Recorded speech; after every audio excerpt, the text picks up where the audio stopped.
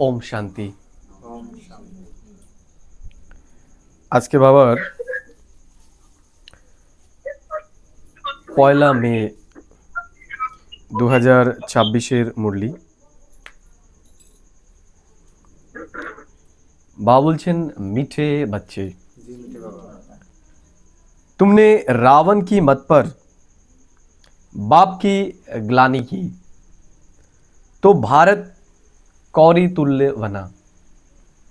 কি বললো বাবা? বাবা বলছে, तुमरे रावण की मत पर बाप की ग्लानि की तो भारत कौरी तुल्य बना। বাবা বলছে, আমরা রাবণের মতে ঈশ্বরের গ্লানি করেছি, তাতেই আমরা ভারতবাসীরা কি হয়ে গেছি? কড়ি তুল্য হয়ে গেছি। কিভাবে? রাবণের মতে। রাবণ মানে 5 বিকার। যখন আমাদের ভেতরে 5 বিকার চলে আসলো, তখন আমরা কি করলাম? ঈশ্বরের আমরা গ্লানি করা শুরু করলাম। কিভাবে? সবার প্রথম তো বলে দিলাম যে দেহধারী কৃষ্ণই হচ্ছে ঈশ্বর। সবার প্রথম এটা করলাম। তারপরে কি করলাম? আমরা কৃষ্ণের নামেও গ্লানি করলাম। সে মাখন চুরি করতো, তাই না? মেয়েদের কাপড় চোপড় নিয়ে চলে যেত, এগুলো দেখিয়েছে। তারপরে কি করেছে? ঈশ্বরের যে প্রতীক সেটারও বিকৃতি করেছে, তাই না? লিঙ্গ শব্দের অর্থ ওরা উল্টো পাল্টা করে দিয়েছে। কিসের জন্য? দেহভানের কারণে। যখন আমাদের ভেতরেও বিকার চলে আসলো, আমরাও দেখিয়ে দিলাম যে দেবী দেবতারাও আমাদের মতনই। আমাদের যেমন রাগ, দেখিয়ে দিলাম আমাদের থেকেও এদের আরো বেশি রাগ। আমাদের তো রাগ, এদের আরো বেশি রাগ। আমাদের যে মুনি ঋষিরা ছিল, তাদের গ্লানি করা হলো। বুঝে গেল? যারা মহাভারত যদি পড়ো, দেখতে পাবে যে আমাদের যে মুনি ঋষিরা ছিল, তাদেরকেও বদনাম করা হয়েছে, তাদের নামেও উল্টো পাল্টা বলা হয়েছে। তাহলে এগুলো করেছি কেন? আমাদের মধ্যে যখন দেখলাম এগুলো, তাদের মধ্যেও এগুলো আমরা দেখিয়ে দিলাম। তখন কি হলো? এই জিনিসটা আরো বেশি পোক্ত হয়ে গেল যে দেবী দেবতারাও তো রাগ করেছে, দেবী দেবতারাও তো অন্যায়ের জন্য মানুষকে মেরেছে। বুঝে গেল? তার মানে আমরাও অন্যায়ের জন্য কি করতে পারি? মানুষকে মারতে পারি, মানুষকে সাজা দিতে পারি। এই জিনিসটাকে আমরা কি করলাম? লিগালাইজ করে ফেললাম। এর জন্য মায়ার বিরুদ্ধে যে যুদ্ধ করব, যে এটা আমাদের নেচার নয়, এগুলো ত্যাগ করার, সেইটা আর আমরা করলাম না। কারণ কি? দেবী দেবতারা করে, তাহলে আমরা করলে আর কি আসে যায়? আমরাও করতে পারি। এইভাবেই আস্তে আস্তে আমরা নিচে নেমে গেছি। আব উসে পেহচান কর ইয়াদ করো তো ধনবান বন যায়েঙ্গে। তাহলে এখন আমরা ঈশ্বরকে যথার্থ রূপে চিনে আমরা তাকে এখন স্মরণ করছি যথার্থ রূপে, তাই না? সে যেমন আমাদেরকে যা বলছে, সে আমাদের কি বানাতে এসেছে সেটা আমরা জানি, তাই? এখন সে মানুষ থেকে আমাদের দেবতা বানাতে এসেছে, সেটা আমরা স্মরণ করছি।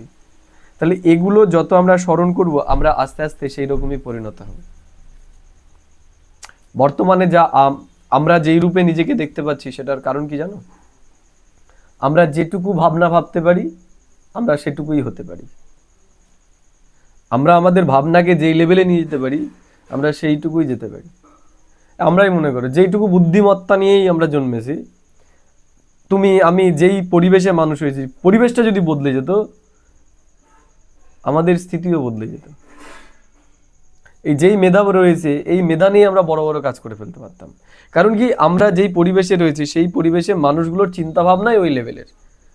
তা আমাদের মধ্যেও কি তাদেরকে দেখে দেখে দেখে দেখে তাদের সঙ্গ করে আমাদের চিন্তা ভাবনাগুলো ওই রকমই হয়ে গেছে। একটা উদাহরণ দেখবে, মানে এটা এমনি জেনুইন উদাহরণ দিচ্ছি। ভারতে সবাই ক্রিকেট খেলে দেখবে, তা ভারতেই দেখবে সব ভালো ভালো ক্রিকেটার। চীন এত বড় দেশ, ওখানে দেখবে একটাও ভালো ক্রিকেটার নেই। কেন? কারণ ওদের মন মানসিকতার মধ্যেই এই জিনিসটা নেই, ওদের চিন্তা ভাবনার মধ্যেই নেই। এত বড় দেশ হওয়া সত্ত্বেও ওখানে ভালো ক্রিকেটার নেই। কিন্তু অন্যান্য যে ছোট দেশগুলো রয়েছে, শ্রীলঙ্কা, অল্প বাংলাদেশ এরা ভালো খেলছে, কারণ কি এদের কালচারে চিন্তা ভাবনার মধ্যে রয়েছে। তেমনি একটা উদাহরণ দিয়ে দেখবে যে আমাদের ওয়েস্ট বেঙ্গলে আইপিএস আইএস সংখ্যা কম, তুমি বিহার ইউপিতে চলে যাও, এমনকি দেখা যায় কিছু কিছু গ্রাম আছে শুধু আইপিএস আইএসদেরই গ্রাম। তাই ওই গ্রামেই কি সব মেধাবী ব্যক্তিরা জন্মেছে নাকি?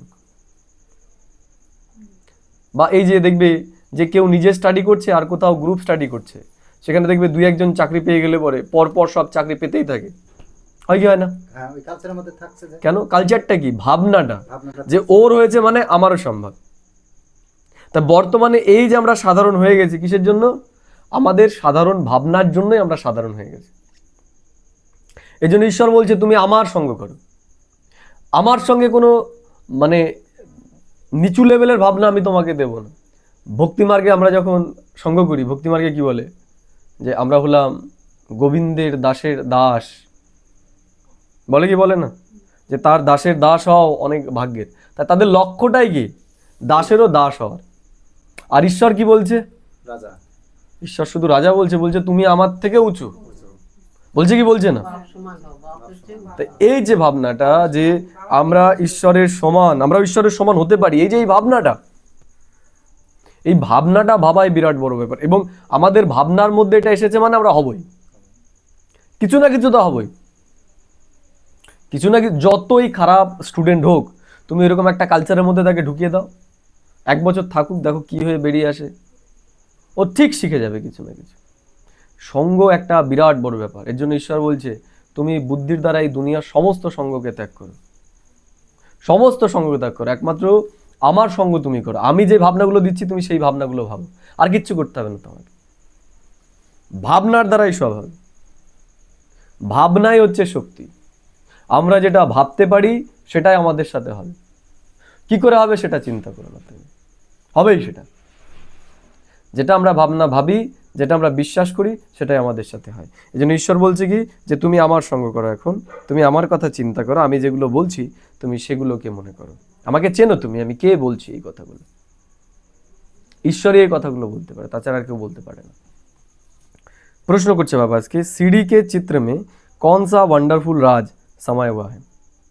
এই যে বাবা আমাদের সিঁড়ির চিত্র দিয়েছে, সেই সিঁড়ির চিত্রের মধ্যে কোন ওয়ান্ডারফুল রহস্যটা রয়েছে, কোন রহস্যটা রয়েছে? উত্তর বাবা বলছেন आधा कल्प है भक्ति की डांस और आधा कल्प है ज्ञान की डांस। তাহলে আধা কল্প কি করেছি আমরা? ভক্তির ডান্স করেছি, ভক্তি নিয়ে থেকেছি। আর আধা কল্প কি করেছি আমরা? জ্ঞানের ডান্স, অর্থাৎ জ্ঞান অনুকূল আমরা চলেছি। সত্য ত্রেতা যুগ, এই যে এই সময় যে জ্ঞানটা আমরা নিচ্ছি এটারই ধারণা অনুসারে আমরা চলব। মেহনত এই একটা জন্মে আমরা করছি, তাও কতটা দেখো। তুমি ক বছর হয়েছে গান পেয়েছো? 5 বছর। তা 5 বছর আর রয়েছে 10 বছর, তাহলে 15 বছর। তাহলে এই যে লাস্ট যে 10 বছর রয়েছে, এই অন্তিম সময়টুকু, ফিনিশিংটা একটা বড় ব্যাপার, জানো তো? শুরুটা কেমন হয়েছে সেটা বড় ব্যাপার না, আমরা শেষটা করছি কি সেটার উপর সমস্ত কিছু নির্ভর করছে। কথায় আছে না, যার শেষ ভালো তার সব ভালো। তাহলে এই যে এই অন্তিম সময়টুকু যে রয়েছে, এইটুকু যেন আমরা গাফিলতি তার না কাটাই, এই সময়টুকু আমাদেরই করতে হবে, সফল করতে হবে। কারণ এই যে এই 15 বছর এইটুকু সময়ের মধ্যে আমরা যেটা করব, এটার আধারে পুরো 2500 বছরটা আমার কাটবে। আমি রাজা হব না প্রজা হব, কি হব তার উপর নির্ভর করবে। আমি একটা কথা বলি ভাই, এটা সত্যি তুমি বললে এখনই সংকল্প করতে হবে। তো বাবার কাছে আমি বলেছিলাম, বাবা আমি যেন গীতা পাঠশালা খুলতে পারি, বাড়ি খুলে গেল।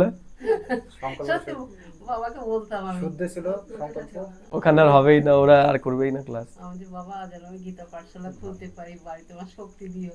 খুলে গেল, ওই তো ওখানে বসবে, কত বসার জায়গা সব। এই বাবা এই সংকল্প যদি ঠিক শোনে বাবা।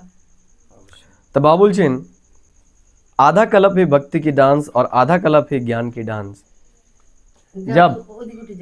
जब भक्ति की डांस होती है तो ज्ञान की नहीं। बाबा बोलছেন সামনে। কালকে চৌকিগুলো ধরবি বের না আবি দেবো। तो बाबा बोलছেন जब भक्ति की डांस होती है तो ज्ञान की नहीं। যখন ভক্তি চলে তখন জ্ঞান মানুষের মধ্যে থাকে না, আমাদের মধ্যেও ছিল না, কারো ভাবনার মধ্যে এগুলো ছিল না যে আমরাই দেবী দেবতা ছিলাম আবার হতে পারি। এটা এই এত মহাত্মা মহাপুরুষ এসে দেখো তাদের ভাবনার মধ্যেও আসেনি, তাদের মধ্যেও আসেনি, স্বামী বিবেকানন্দের মধ্যেও আসেনি, রামকৃষ্ণের মধ্যেও আসেনি যে আমরাই দেবী দেবতার মতো হতে পারি। তাহলে কি আমরা তাদের থেকে ছোট? না। বিশ্বাস করতে পারছি নাকি মনে হচ্ছে যে আমাদের থেকেও শ্রেষ্ঠ বিবেকানন্দ? আমরা শ্রেষ্ঠ ছিলাম। তুলনা করো যে তারা কোন সময় এসেছে, তাদেরই আর আমাদেরই। আমরা এখন বুড়ো হয়ে গেছি, একটা বুড়োর সাথে যদি জওয়ানের তুলনা করো কখনো মিলবে? তাহলে দেব আত্মা আমরা শুরু করেছি আমাদের যাত্রাটা 5000 বছর আগে। 5000 বছর আগে আমরা যাত্রা শুরু করেছি। তাহলে দেখা গেল আমাদের 82 নম্বর বা 80 নম্বর জন্মে এসে এখন তুলনা করছি যে একদম ফ্রেশ পরমধাম থেকে নেমে এসেছে। আর তো একদম ফ্রেশ, রামকৃষ্ণ বিবেকানন্দ এরা সব ফ্রেশ আত্মা, একদম পরমধাম থেকে তখন একদম তাজা তাজা নেমে এসেছে, শতপ্রধান অবস্থায়। তাহলে বুড়োর সাথে যদি জামানের তুলনা করি সেটা তো ফালতু বিষয়। তারাও এখন আমাদের মতো হয়ে গেছে। কোথায় এখন রামকৃষ্ণ, কোথায় এখন বিবেকানন্দ? তারাও এখন আমাদের মতনই, এই একটা দুটো জন্ম নিয়েই তারা আমাদের মতো সিম্পলি হয়ে গেছে, তমগুণী হয়ে গেছে। আমাদের যাত্রাটা অনেকটা লং। এর জন্য আমাদের ভাবতে হবে আমরা সাধারণ নই মোটেও, আমরা তাদের থেকেও শ্রেষ্ঠ।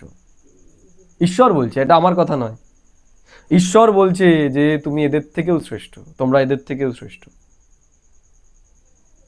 কিন্তু আমরা কিন্তু ভাবতে পারছি না। যদি ভাবতে পারতাম তাহলে আমরা এরকম গাফিলতি করতাম। গাফিলতি আছে আমাদের? নেই? গাফিলতি নেই? অনেক গাফিলতি। আমরা তো পড়া ঠিক করে পড়ি না, পড়ি আমরা। তারা দেখো বিবেকানন্দকে যদি দেখো যে তাকে কত কষ্ট করতে হয়েছে, কত কষ্ট, সারা ভারত সে পায়ে প্রদক্ষিণ করেছে, কারণ ওটা ভক্তি মার্গ। ঈশ্বর আমাদের কোনো কষ্ট দেয় না। ঈশ্বর যে মার্গ আমাদের চালাচ্ছে, আমরা যদি ঈশ্বরের কাজ করি ঈশ্বর আমাদের কোনো কষ্ট দেবে না। এই যে আমি মেদিনীপুর গেলাম মনে করো, ঠিক আছে, না পয়সার চিন্তা, যেইভাবে গেছি আমি তার থেকে বেশি ভরে নিয়ে এসি, তার থেকে বেশি ভরে নিয়ে এসি। আমাকে 1 টাকাও খরচা করতে হয়নি, সবাই সহজে, আমাকে চাইতেও হয়নি কারো কাছে, সবাই দিয়ে দিয়ে জোর করে দিয়ে দিয়েছে, জোর করে দিয়ে দিয়েছে।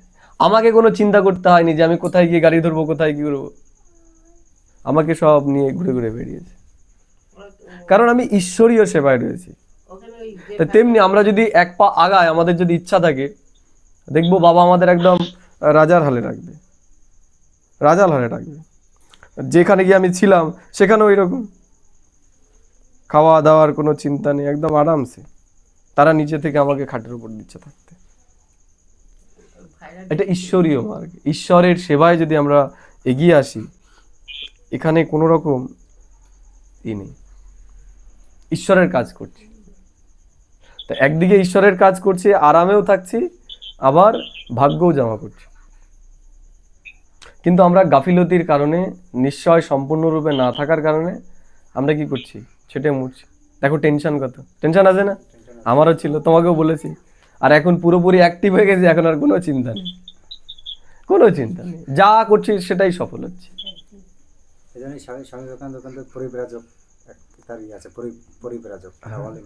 তো ঈশ্বর আমাদের সেই ধরনের কষ্ট কিছুই দিচ্ছে না। এটাই প্রমাণ যে আমরা ঈশ্বরের পথে রয়েছি। ভক্তিমার্গে তো কষ্ট সব, তারা সিস্টেমটাও তাদের কষ্টের, আর ঈশ্বর তো বলছে একদম আমাদের শুধু ইয়াদ করতে হবে। তা আমাদের এগিয়ে আসতে হবে, আমাদের বিশ্বাস রাখতে হবে নিজের উপর যে আমাদের ভাগ্যটা কত শ্রেষ্ঠ। এর জন্য আমাদের পুরুষার্থটাও করতে হবে। আমাদের উপর দায়িত্ব রয়েছে, দায়িত্ব রয়েছে না আমাদের উপর, যে এই দুনিয়া সবার কাছে ঈশ্বরের পরিচয় আমাদের দিতে হবে। তো সেটার জন্য আমাদের অগ্রসর হতে হবে। যদি আমরা না করি আমাদের কিন্তু পশ্চাতাপ করতে হবে একটা টাইম। আমার চান্স ছিল, ক্ষমতা ছিল, সুযোগ ছিল, পেছনে কোনো টানও ছিল না, তাও আমি করিনি। যারা মাতা, যাদের বন্ধনের মধ্যে রয়েছে, পারিবারিক কিসের মধ্যে রয়েছে, তাদের ব্যাপার আলাদা। কিন্তু যাদের আমাদের পেছনের কোনো টান নেই, ব্যাচেলার আমরা যারা, তাই না? আর নতুন করে যদি কেউ ফাঁসে তার অবস্থা তো বুঝতেই পারবে সে। तो बाबा बोलছেন जब भक्ति की डांस होती है तो ज्ञान की नहीं, और जब ज्ञान की होती है भक्ति की नहीं। তাহলে যখন সত্য যুগ আসবে তখন সেখানে আর ভক্তির কোনো কিছু থাকবে না। তাহলে এখন কি, এখন তো ভক্তির সময় একদম চরম পর্যায়ে চলছে, তাই না? এখন তো জ্ঞানের সময় শুরু হয়নি। তাহলে জ্ঞানের সময় যখন শুরু হয়নি, তাহলে জ্ঞানের প্রাপ্তিগুলো আমরা সেইভাবে দেখতে পারবো না। জ্ঞানের প্রাপ্তিও তো আমরা দেখতে পাবো না। আমরা যে এইগুলো করেছি সেগুলো সেই রূপে আমরা দেখতে পাবো না যতটা দেখা দরকার। আমরা যে পুরুষার্থ করেছি সেই পুরুষার্থের প্রাপ্তিটাও এখনো প্রকাশ হওয়ার সময় হয়নি। এখন আমরা বীজ বুনছি, তাহলে বীজ বোনার সাথে সাথেই তার ফল বেরোয় না, তার জন্য অপেক্ষা করতে হয়, সিজন হবে তারপরে তো। নাকি ধান বোনার সাথে সাথেই সেখান থেকে বেরিয়ে আসবে ধান? সময় লাগে 3 মাস। 3 মাস সময় লাগে। তো 3 মাস তো সময় দিতে হবে। এসেছি মাত্র 5 বছর, এখনই যদি বলি যে এখানেই দেবতা, কই দেবতা হয়নি তো। তো বীজ বুনেছো দেবতা হওয়া, বীজ বুনেছো দেবতা হওয়া। দেবতাদের তো সময় এখন আসেনি, যখন সময় আসবে তখন সেই রকম শরীর পাবে। কিন্তু সেই প্রস্তুতিটা এখনই নিতে হবে। এখন চারা তৈরির সময়, চারা তৈরি করতে হবে ঠিকঠাক।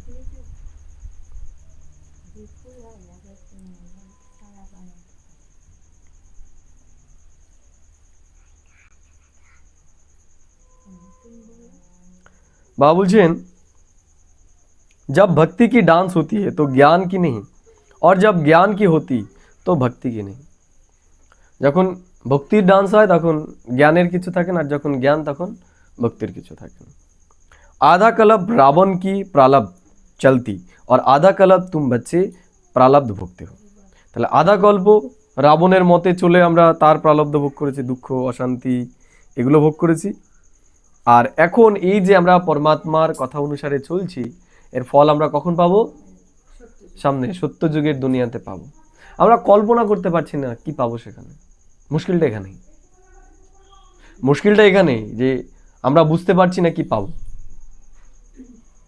যেমন আমরা যারা মনে করি, আমরা যারা পড়াশোনা করেছি, আমাদের ভাবনাতেই কখনো আসেনি যে আমরা ইউপিএসসির পরীক্ষা দেবো। এসছে না কোনোদিন? না, আমাদের ওই ডি গ্রুপের একটা পরীক্ষা, ডি গ্রুপের একটা চাকরি পরীক্ষা দেবো, ওটা পাবো। এই মানে বি এ বি লেভেলেরও যে একটা পরীক্ষা দেবো সেই ভাবনা তো আসে না। না ডি গ্রুপ। কারণ আমাদের আশেপাশে সেই রকম লোক আমরা দেখতে পাই না, আমরা দেখতেই পাই। তা আমাদের ভাবনায় যদি থাকে, আমরা যদি সেটা বিশ্বাস করতে পারি, আমরা যদি সেটা ভিজুয়ালাইজ করতে পারি, তাহলে আমাদের সাথে অবশ্যই হবে। এর জন্য ঈশ্বর বলছে যে তুমি সেগুলোকে অনুভব করো, তুমি দেখো নিজেকে। কালকের মুরলিতেই বলছিল যে তুমি তোমার সেই সম্পূর্ণ রূপ, দৈবী রূপকে দেখো, অনুভব করো যে আমি এই হতে চলেছি। তুমি ওখানে কি পেতে চলেছো সেটা তুমি চিন্তা করো। কি পাবে সেখানে? কি পাবে বলো? কি পাবে বলো? হ্যাঁ, নিরোগী শরীর। আর কায়া কাঞ্চন, নিরোগী বলতে কায়া কাঞ্চন, আর 150 বছর আয়ু। আর রাজ-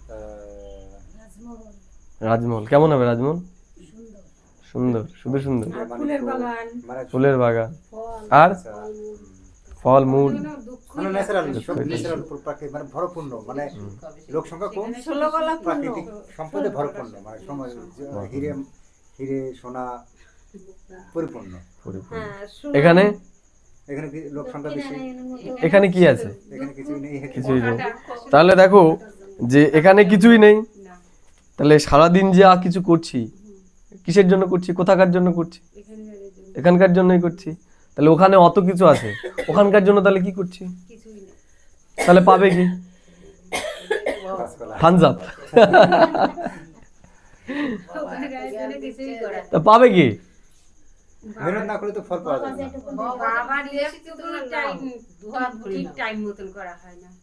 কেন? কারণ বাস্তবিক পক্ষে ওটা নিয়ে আমরা চিন্তাই করি না। আমরা যদি চিন্তা করি যে কি পেতে চলেছি, কি পেতে চলেছি, এই জায়গায় এত কাজের চিন্তা। এই যে বললে যে বাড়ি থেকে রান্না করতে হবে, চিন্তা একটা, কোনো চিন্তা নেই। রান্না বান্নার কোনো চিন্তা নেই, জামা কাপড় ধোয়ার কোনো চিন্তা নেই, ছেলেবেলে মানুষ করার কোনো চিন্তা নেই।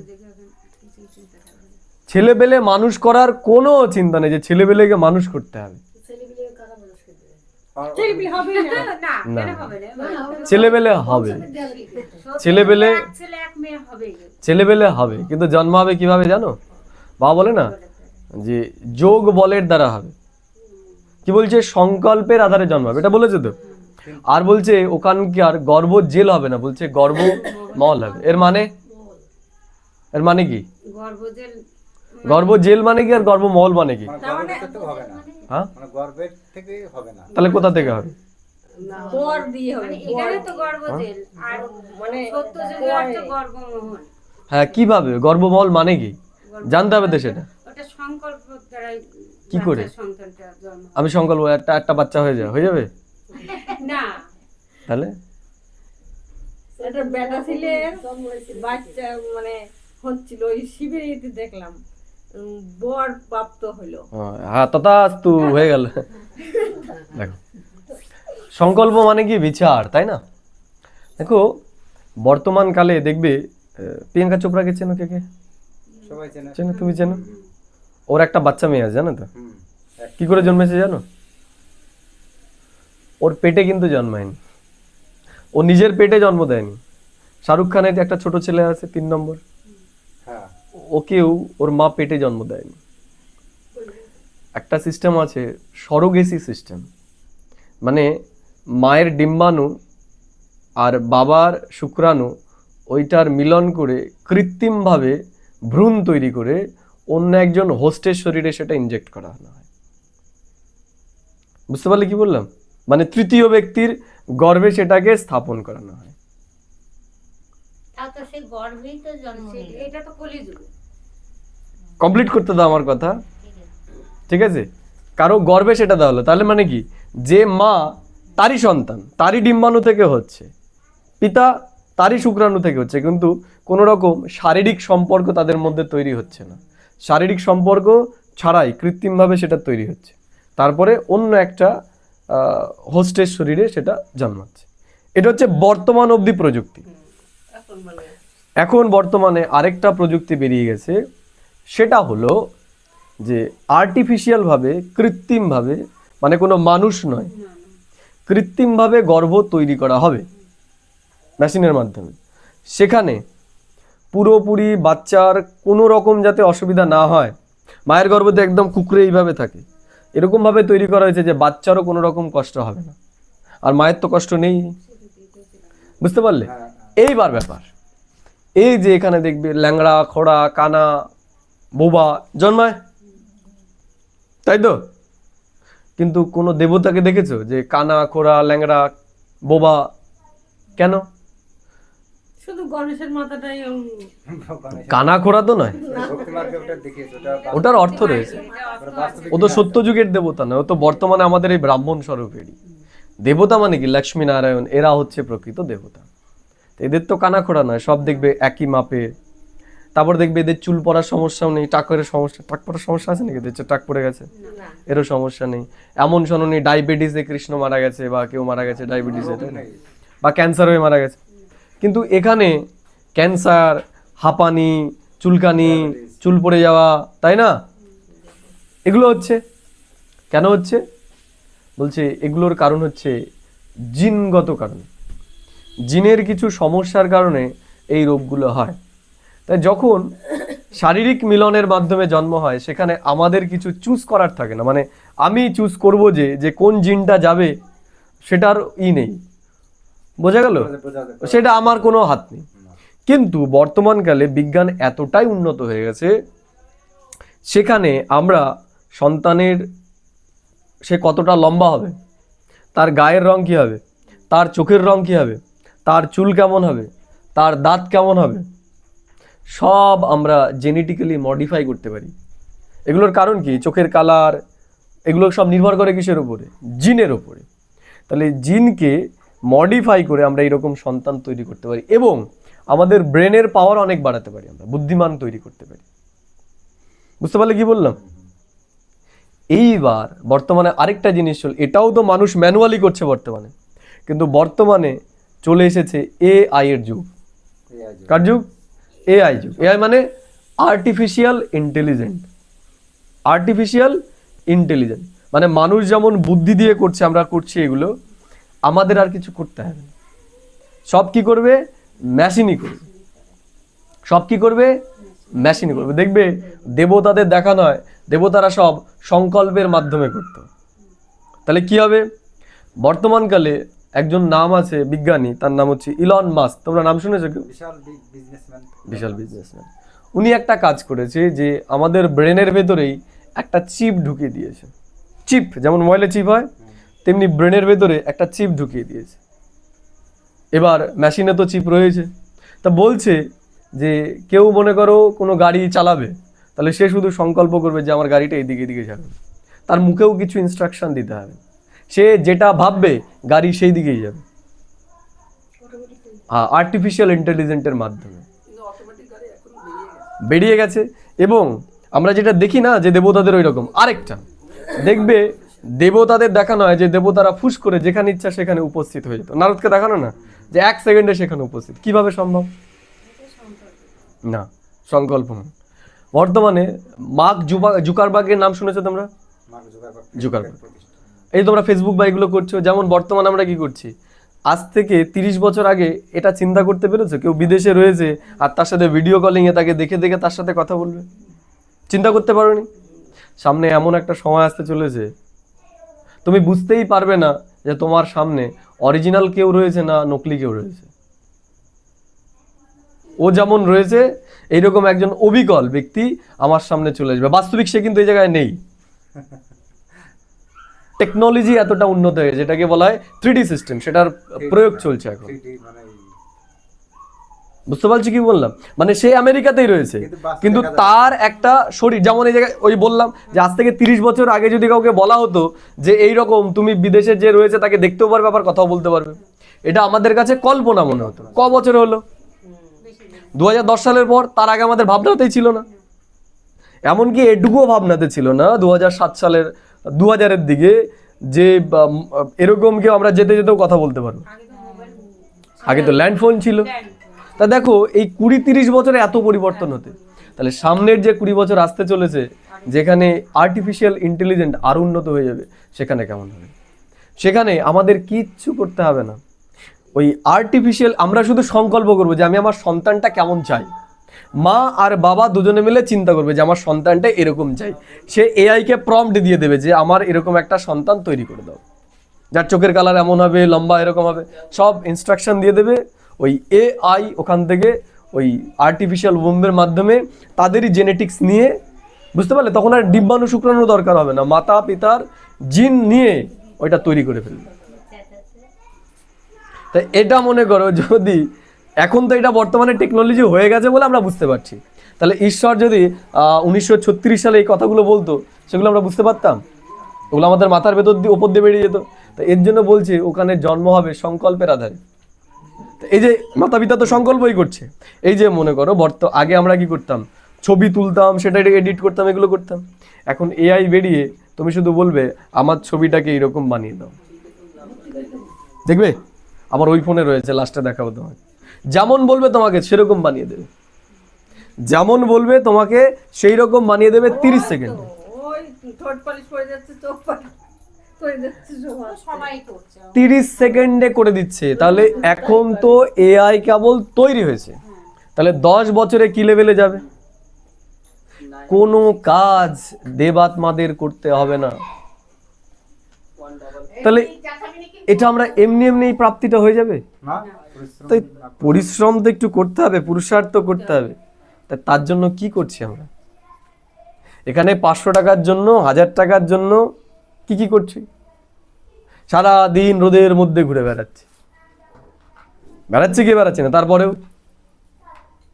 তারপরেও সমাধান হয়েছে? হয়নি। করো, সব করো, ঈশ্বর বারণ করেনি, করো, কিন্তু এইটুকু তো চিন্তা করো ওই দুনিয়াতে এগুলো হতে চলেছে। তাহলে আমি যদি কিছুই না করি তাহলে অত সুন্দর একটা দুনিয়াতে আমি যেতে পারবো না, গেলে পরে আমি পরে যাব। তাহলে এই যে এই শর্ট টাইম রয়েছে, আর 10 থেকে 15 বছর 20 বছর যাই হোক না কেন, এইটুকু টাইম একটুখানি সময় বের করে আমরা 1-2 ঘন্টা 3 ঘন্টা দিতে পারবো না? আমরা মাসে 1-2 দিন দিতে পারবো না সেবার জন্য? কোনো সমস্যা থাকবে না ওই জায়গায়। আমরা চিন্তাই করতে পারছি না সেই দুনিয়াটা কত সুন্দর হবে, কোনো কাজ নেই। এর জন্য বলছি ওখানে হচ্ছে অকর্তা স্থিতি থাকবে। এখানে আমরা কর্ম করছি, বাবা আমাদের বলেছে না, কর্ম, অকর্ম আর বিকর্ম, তিনি আমাদের এই তিনটে জ্ঞান দেয়। তাহলে এই যে পুরুষোত্তম সঙ্গম যুগে আমরা কি করছি? কর্ম করছি। এই যে জ্ঞান শুনছি এটা কি? কর্ম। আর সারাদিনে যে ঘুরে বেরিয়েছি ওগুলো ওগুলো কর্ম, কিন্তু ওই কর্মের জমা কোনটুকু? একটা ওই বালির দানার মতো, একটা বালির দানা মতো। আর এই যে 1 ঘন্টা বসে আমরা ইনকাম করছি, এটা হচ্ছে মনে করো পুরো মরুভূমিতে যত বালি আছে তত বালির সমান। আমরা ভাবতে পারছি না, আমাদের কল্পনাতে আনতে পারছি না এই যে ক্লাসে আমরা বসে রয়েছি, এই যে সময়টুকু দিচ্ছি, এতে আমাদের কত ইনকাম হচ্ছে আমরা কল্পনা করতে পারছি না। এই পড়াটার আধারে আমরা ওখানে যাবো। এই সারাদিন যেগুলো করছি সেটা এখানে শুধুমাত্র এই যে কদিন রয়েছে এই পেট চালাবের জন্য। আর এখানে যে কাজ করে যে জমা করবো সেই জমাটাও থাকবে না, চিন্তা করো না, সব যাক, সব এখানে ছেড়ে যেতেই হবে। আর বেশি দিন নয়, কিচ্ছু থাকবে না। আর এত করে করবে, সামনে যে সময় আসবে দেখবে টাকার থাকবে না কোনো দাম, যেগুলো করেছে সব কাগজ হয়ে যাবে, ভ্যালুলেস হয়ে যাবে। এর জন্য ঈশ্বর বলছে করো, কোনো সমস্যা নেই, যত ইচ্ছা টাকা কামাও, কিন্তু ব্যালেন্স রাখো। এইটা থেকে নিজেকে যেন আমরা বঞ্চিত না করি, এই শ্রেষ্ঠ ভাগ্য থেকে আমরা যেন নিজেকে বঞ্চিত না করি। এর জন্য রেগুলার আমরা যে যেখানেই থাকি, যেভাবেই থাকি না কেন, জ্ঞানটা আমাদের শুনতে হবে এবং নিয়মিত আমাদের যাওয়ার যতই ব্যস্ততা থাকুক সেখান থেকে একটু সময় বের করে আমাদের সেবাও করতে হবে। শুধু নিজের সেবা করলেই হবে না, অন্যেরও আমাদের সেবা করতে হবে, প্রত্যেকেরই, তোমরা যারা রয়েছে তাদেরই। বুঝা গেল? কোথাও মেলায় গেলে কিছু পর্চা ছাপিয়ে পর্চাগুলোই দিলে তাদেরকে, যারা ব্রাহ্মণ আত্মারা তাদের অত বোঝানোর দরকার হবে না, তারা একটুখানি পেলেই তারা ঠিক চলে আসবে। কিন্তু তাদের কাছে তো পৌঁছতে হবে, আমাদের তাদের কাছে তো পৌঁছতে হবে। এমন না আমি ভালো বোঝাতে পারি না, ওই একটা কোনো মাধ্যম হলে। এবার একটা উদাহরণ তোমাদেরকে শোনাই।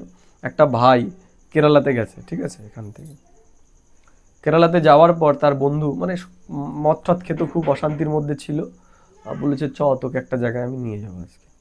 তা সেন্টারে নিয়ে গেছে। বাঙালি, কেবল গেছে কেরালাতে, কেরালার ভাষা জানে না, ঠিক আছে, সেখানে গেছে। এইবার কোর্স তো মালায়ালামে করবে, এখানে সেখানে তো হিন্দিতে করায় না। তা ও মালায়ালাম তো কিছু বুঝতে পারে না, তা কোর্স টোর্স কিছু করেনি, ওই ক্লাসের মধ্যেই বসেছে, ওইগুলোই শুনেছে। ওইগুলোই শুনে ওর এত ভালো লেগে গেছে যে ওই রেগুলারই ওইগুলো শুনতে যায়, ভাষা বোঝে না কিন্তু ওই শোনে। এখানে এসে কি করেছে, বাড়িতে আস্তে আস্তে মানে বাড়িতে এসেছে, বউ ঘরের মধ্যে আটকে রাখতো যাতে ক্লাসে না যেতে পারে, বউ আটকে রাখতো যাতে ক্লাসে না যেতে পারে, পাগল ভাবা শুরু করলো, ঠিক আছে, ওইসব বলছে বলে সবাইকে। তারপরে সেখান থেকে আশেপাশেও কোথায় ক্লাস আছে জানে না, তাই খুঁজে খুঁজে খুঁজে খুঁজে বের করেছে সেন্টার। তারপরে এখন নিজের বাড়িতে সে গীতা পাঠশালা খুলেছে। এর জন্য যে দেবাত্মা হবে তার শুধু একটা দরকার হবে সোর্সের, কিন্তু আমরা জানি না কে দেবাত্মা, কোথায় রয়েছে কি। এই জন্য সবার কাছে আমাদের পৌঁছতে হবে। যারা দেবাত্মা হবে তাদের শুধু একটা পর্চা, একটা জ্ঞানের পয়েন্ট, এইটুকু তাদের শুধু স্পর্শ করানো, তারা ঠিক চলে আসবে, তারা ঠিক চলে আসবে। বোঝা গেল? সেইটুকু তো আমাদের করতে হবে, যাতে বাবাকে আমরা দেখাতে পারি, দেখো বাবা এই সেবা করেছে, আমার যেটুকু ক্ষমতা ছিল সেই অনুসারে আমি এইটুকু সেবা করি, সেটা তো করতে হবে। তো সেটা করবো কখন? যখন এই প্রাপ্তিগুলোকে আমরা নিয়ে একটু চিন্তা করব। যে দেখো 1 ঘন্টা সময় যদি আমাদের দিই, আমাদের কোনো ক্ষতি হবে না। 2 ঘন্টা সময় যদি আমরা দিই, কোনো ক্ষতি হবে না। মাসে যদি 1 দিন 2 দিন কাজ না করি, কোনো সেরকম কোনো ক্ষতি হবে না। কিন্তু ঈশ্বর যেগুলো বলছে, ঈশ্বর যেগুলো বলছে সেগুলোর 1% যদি হয়ে যায়, তাহলে চিন্তা করো কি হবে। মালামাল কি হবে? যে করেছে সে তো মালামাল হবে, আর যে করেনি সে, যে করেইনি, চলেইনি, জ্ঞানী শোনেনি, সেবাও করেনি, সে কি হবে? সে তো পশ্চাতাপ করবে। আরে কতবার করবে, ও আমার থেকে পরে এসে এগিয়ে গেল, ও সংসারী হয়ে আমার থেকে এগিয়ে গেল, আমি তো ব্যাচেলার ছিলাম, আমার তো সময় ছিল, সব ছিল, করতে পারলাম।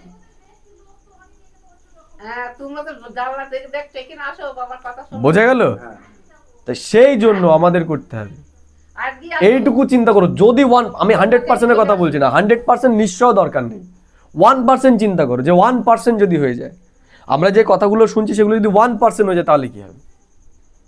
তাহলে আর আফসোসের আমাদের আরই থাকবে না, আফসোসের আরই থাকবে না যে কিসের থেকে হারালাম। যখন দেখবো ওই কচ্ছপের আর ইসের মতো, খরগোশের মতো, যে আমার ক্ষমতা ছিল খরগোশের মতো দৌড়ানোর, কিন্তু এমন এক মাথা যে কিছুই বোঝে না, রোজ এসে পেছনে বসে থাকে, কিন্তু রোজ আসে। দেখা গেলো সে কিছু না বোঝা সত্ত্বেও সে হয়ে গেল আমার থেকে আগে, আর আমি খরগোশ খুব ভালো বুঝি, তাই না? কিন্তু ওই আমি এর জন্য যে করেই হোক ওই খরগোশের মধ্যে হলেও, যতই ব্যস্ত থাক, ওই খরগোশের মধ্যে হলেও ঢিমি ভাবে জ্ঞান শুনতে হবে, শোনাতে হবে, ওই কচ্ছপের মতো, সরি, যেইভাবে হোক। আর যদি কচ্ছপের মানে খরগোশের মতোই চলতে পারি কিন্তু লক্ষ্যটা ঠিক রাখে, তা তো অতি উত্তম। কিন্তু এই যাত্রাটা যেন আমরা বন্ধ না করি, চলতেই যেন আমরা থাকি, ঠিক আছে? আমি হব কি হব না সেই সব চিন্তা বাদ দাও। না হলেও কোনো লস নেই তো আমার, না হলেও তো কোনো লস। সন্ধ্যেবেলাটা কি করতাম? ফালতু টিভি দেখতাম, কারোর সাথে গল্প করতাম, দিন 1 ঘন্টা এই জায়গায়। ক্ষতি তো নেই কোনো, নাকি ক্ষতি আছে? ক্ষতি তো নেই কোনো, লাভই। তা 1%-এর কথা আমাদের চিন্তা করতে হবে, 100% বাদ দাও। এই 1%-ও যদি কেউ ঠিকঠাক চিন্তা করে, সে বসে থাকতে পারবে না, তার ভেতরে গাফিলতি আসবে না। গাফিলতি কার ভেতরে আসে? যে প্রাপ্তিটাকে নিয়ে চিন্তা করে না, যে কি প্রাপ্ত করতে চলেছি আমরা। নিরোগী মানে বুঝতে পারছো? এই ঠান্ডা কাশির যে যন্ত্রণা সিজনে, এগুলো কিছুই থাকবে না।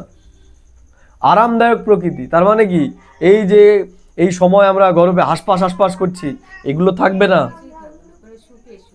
সুখী সুখ, ওই উনুনের সামনে গিয়ে রান্নাও করতে হবে না গরমের ভেতরে, ফল খেয়েই। তারপরে ওই যে বললাম, ওখানে থাকবেই আর্টিফিশিয়াল ইন্টেলিজেন্ট দেবতাদের সেবার জন্য। রান্নাও যদি করতে হয় ওরা করে দেবে, কিচ্ছু করতে হবে না আমাদের। এই দেখুন এখন বলছে না যে কাজ বাজার থাকবে না, সব এআই করবে। এই গাড়ি যে ড্রাইভাররা, মনে করো ড্রাইভার আর লাগবে না একটাও। সামনে যে গাড়িগুলো বেরোবে তাতে একটাও ড্রাইভার লাগবে না। ওই পেট্রোল পাম্পে দেখছো পেট্রোল দিচ্ছে, ওই পেট্রোল পাম্পের লোকও দরকার হবে না, লোকের আর কোনো কাজই থাকবে না, সব মেশিন করবে, এআই করবে। তাহলে মানুষ কি করবে? ওখানে মানুষ থাকবে না, ওখানে থাকবে কারা? দেবতা। দেবতার কাজই কি হবে? ঘুরে বেড়ানো, আনন্দ করা, অভিনয় করা, নাটক করা, এগুলো। ওখানকার প্রকৃতিকে উপভোগ করা। এখানে তো কাজই কাজ, এখানে কি কাজই কাজ, তাই না? আমাদের জীবন আর বন্দি জীবনের মধ্যে কোনো তফাৎ নেই। তফাৎ আছে। আমরা স্বাধীন থাকি 4 বছর বয়স অবধি, বর্তমানে সেটাও নেই। বর্তমানের মা বাবা এমন হয়েছে 2 বছর বয়স হলে পরেই শুরু করে দিচ্ছে পড়া, সুইমিং, আঁকা, তাই না? এগুলোর মধ্যে ওর জীবনটাকে উপভোগী করতে পারছে না। আর ওখানে এগুলো সব বাদ, কিছুই থাকবে না, কিচ্ছু থাকবে না। ওখানে পড়াও কি, ওই রান্নাবাটি যেমন আমরা খেলেছি ওই রকম, রান্নাবাটি খেলার মধ্যে যেরকম পড়াশোনা করি, ওই মোটা মোটা বই, এইসব কিচ্ছু থাকবে না। চাকরি কি করবে? ওখানে তো মালামাল, কোনো কিছুর অভাবই নেই তোমার। চাকরিটা করবে কিসের জন্য? আর চাকরি করবে কিসের জন্য? সব তো মেশিনই করে দেবে, টেকনোলজি করে দেবে। না না, বসাও না, বসাও তোই ঘুরে বেড়াবে, বিভিন্ন পিকনিক করবে। চলে গেলে আজকে পুষ্পক বিমানে অমুক জায়গায়, চলো আজকে পিকনিক করে আসি। সেখানে গেলে নাচলে, গাইলে, আনন্দ করলে, খেলে, ঘুরলে। মধুবনেও তো, তাও তো কলিযুগের মধুবন।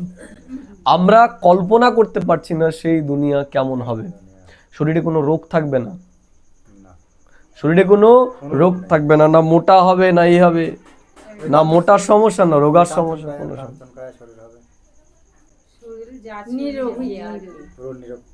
মানে 5 ফুট লম্বা, 5 ফুট নয় 6 ফুট।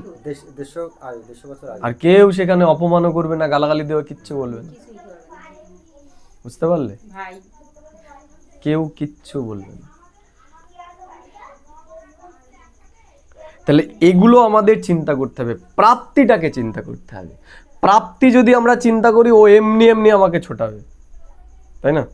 কেউ যদি তোমাকে বলে চ তোকে নিয়ে যাবো এসে, তাই না, অমুক জায়গা, মানে সে গরমের মধ্যেই বললো চ মুর্শিদাবাদ থেকে ঘুরে আসি, তাই না, সে টিকিট দিয়ে হয়তো নিয়ে বললো না যাবো না। এবার যদি কেউ বলে চ ওই জায়গায় গেলে 2000 টাকা ইয়ে হবে, তাই না, তাহলে 4টে সেট নিয়ে ভোরবেলা একদম চলো, তাই না, গরমও লাগবে না, কিছুই লাগবে না। কেন? 2000।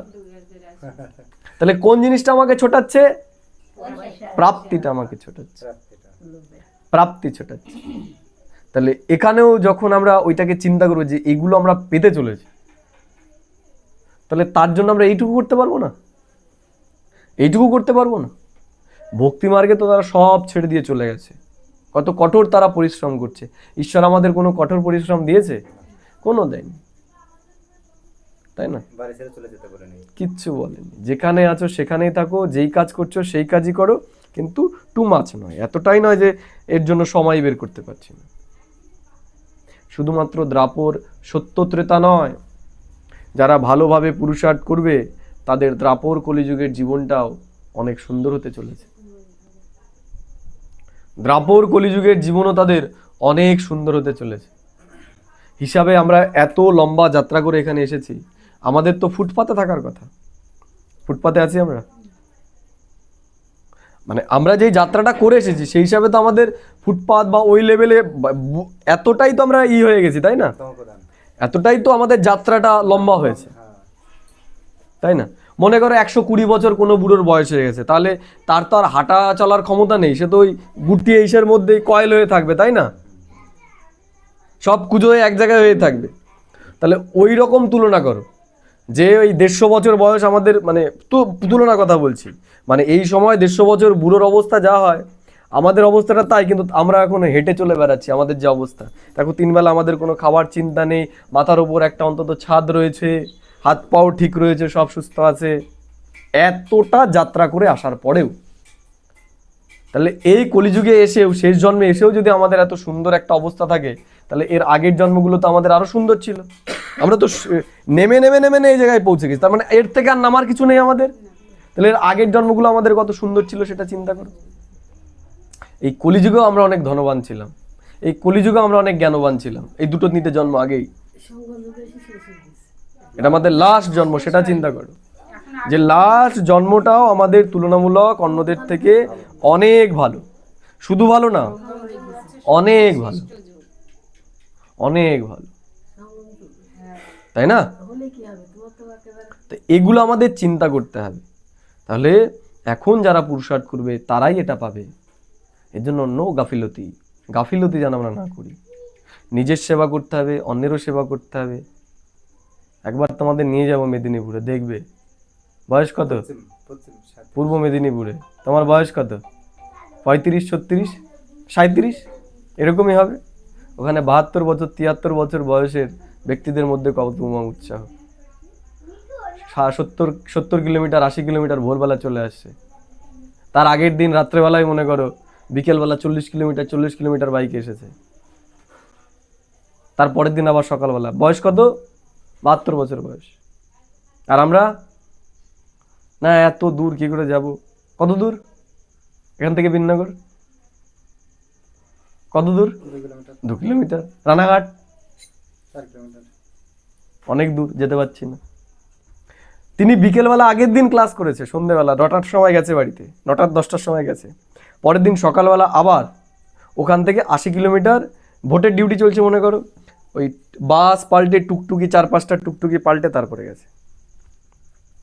আর আমরা ক্লাস করতে এসেছি। আর আমরা এই দেখো,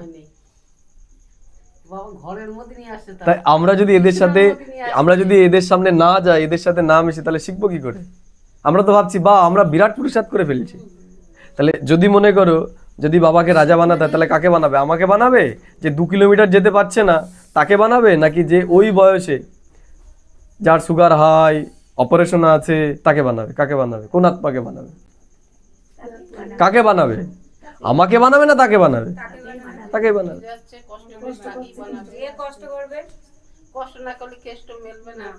তা তাদের তো সঙ্গ করতে হবে। আমরা যদি এখানের এদের সঙ্গ করি, যারা বিয়ে নিয়ে চিন্তা করছে এখন, তাদের ফলো করলে তো এগুলো হবে না। তাদের দেখে চললে হবে না, এদের দেখে চলতে হবে। এর জন্য বিভিন্ন ব্রাহ্মণ পরিবারের সাথে, ব্রাহ্মণ আত্মাদের সাথে আমাদের মিশতে হবে। ওই সেই ভাইটা ভাবো, যাকে আটকে রেখেছে, সাইকেল নিয়ে চলে এসে 10 কিলোমিটার 20-25 কিলোমিটার সেন্টার খুঁজতে চলে এসেছে কোথায় ক্লাস হয়। তাদের দেখলেই না উৎসাহ জাগবে যে আমরা কি করছি তাহলে। ওই রকম সঙ্গ করতে হবে। ওই কুয়োর ব্যাঙের মতো এক জায়গায় পড়ে থাকলে পরে আর ভাবলাম হয়ে যাবে, মানে ব্রিজ পড়তে হবে। অবশ্যই করতে হবে, আমাদের সেবা করতে হবে। তাদের উমাং উৎসব দেখলে তোমার নিজেরই মানে লজ্জায় মাথা হেট হয়ে যাবে, হেট হয়ে যাবে যে ওই বয়সে ওই রকম তারা সেবা করছে, তান মান ধান তিনটে দিয়ে হেট হয়ে যায় মাথা। কি করছি আমরা? আমরাই এখানে সামান্য এসে তাই বাড়ি দিয়ে আবার অশান্তি শুরু করে। অশান্তি কদিনই হবে আমরা যদি চলি না। ওই তোমাকে বললাম না যে আমাদেরও তো কম হয়নি, জিজ্ঞেস করো, ওর দেখেছে সাইকেলের চাবি রেখে দিত, এই করতো এই করতো, এখন আর করে? আমারও অনেক অশান্তি হয়, ওই একটা টাইমে দেখবে যখন ভীষণ অশান্তি। যখন তুমি ঠিকঠাক এই পথে চলা শুরু করবে তখন আর কিছুই করবে না। আমার যেমন বুঝে যায় এর আর কিছুই নেই, এর আর এর হাতের বাইরে চলে গেছে, এখন আর কোনো বাধাই নেই। ভীষণ যেখানে এই যে কিচ্ছু বলে না, এখন আর কিছু বলে না। এখন আর কিচ্ছু বলে না। আর আগে তো ওই 4 কিলোমিটার দূরে ক্লাসে যাবো তার জন্য আটকে রাখতে চাই। তাই একটা টাইম অবধি তারা বাধা দেবে। আমরা যদি সঠিক পথে চলি তাহলে আর একটা টাইমে গিয়ে বাধা দেবে। সঠিক পথে সবার জীবনে, এই তোমাকে বললাম না, এমন কোন ব্রাহ্মণ আছে যে সঠিক পথে চলছে তার জীবনে বাধা আসেনি? প্রত্যেকের জীবনে বাধা আসে যারা সঠিক পথে চলছে। সেন্টারে যাব সেই মুহূর্তে এমন একটা কথা বললো আমি শাড়ি পরা হয়ে গেছে। তা কথাতে কি যায় আসে? মারে তো নি, গায়ে তো হাত তোলেনি। ও বাবা, মা অনেক ও ঠিক আছে, তাহলে মারও খাও, তুই একটা অসুবিধা কি? তাহলেই তো মহিমা হবে, তাহলেই তো বলবে যে গোপ গোপী দেখো। গোপ গোপী কাদের? কারা গোপ গোপী? যাদেরকে ঘরে আটকে রেখেছে, খেয়েছি আমি সত্যি। যাদেরকে ঘরে আটকে রেখেছে, যারা মার খেয়েছে, তারাই তো গোপ গোপী। গোপ গোপী কারা?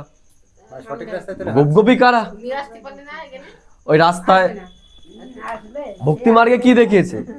ভক্তি মার্গে কি দেখিয়েছে? যে যাবে, যে সেই পথে কাঁটা বিছিয়ে রেখেছে যাতে না যেতে পারে। কি করেছে? কাটার উপর যায়নি? দিয়ে গেছে, হ্যাঁ। কাঁটার উপর দিয়ে গেছে, আমি সেটাই করি, কাঁটার উপর দিয়ে গেছে। কাটার উপর দিয়ে তাই না? আমার যতই বারণ করি। চিন্তা করো যে আমরা কি পেতে চলেছি, সেটা চিন্তা করো। কি পেতে চলেছি আমরা? খারাপ কিছু তো করতে আসিনি যে খারাপ কিছু করতে আসছি, খারাপ কিছু শিক্ষা আমাদের দিচ্ছে। এর জন্য এই সমস্যাগুলো আসবে। আর এগুলোই তো যে বাবা আমাদের মানে আমাদের তো টেস্টিংও হবে যে আমরা তারপরেও এটা করি কিনা, করি কিনা। কারো দেখা গেল কোনো বাধা ছিল না, সে করেনি, পড়েনি, তাহলে ঈশ্বর তারটাও দেখাবে, দেখো দেখো তোমার কোনো বাধা ছিল না, তুমি তাও মুরলি শুনতে যাওনি। বলবে না যে ওকে রাজা বানাচ্ছ কেন, আমাকে বানাচ্ছ না কেন? তখন ঈশ্বর দেখাবে, দেখো তোমার কোনো বাধা ছিল না, তুমি তাও ক্লাসে যাওনি, তুমি তাও সেবা করনি। এবার এরটা দেখো, একে রাজা বানালাম তো, এরটা দেখো, একে বাড়ি থেকে বাধা দিয়েছে, একে গালাগাল দিয়েছে, একে মেরেছে, একে দরজা বন্ধ করে রেখেছে, এর তারপরেও দমিত হয়নি, এর তারপরেও সেবা করেছে, এর পরেও সে ক্লাস শুনেছে। তাহলে তুমিই বলো, তোমাকেই বলবে যে তুমি বিচার করো, তোমাকে বানাবো না একে বানাবো? ঈশ্বর আমাদের ওপরই দায়িত্ব দেবে যে তুমি বিচার করো যে তুমি হবে এর পরেও নাকি ওরে বানাবো। লজ্জাতে আমরাই তখন বলবো না না আমাকে দরকার নেই, কি বানাবো।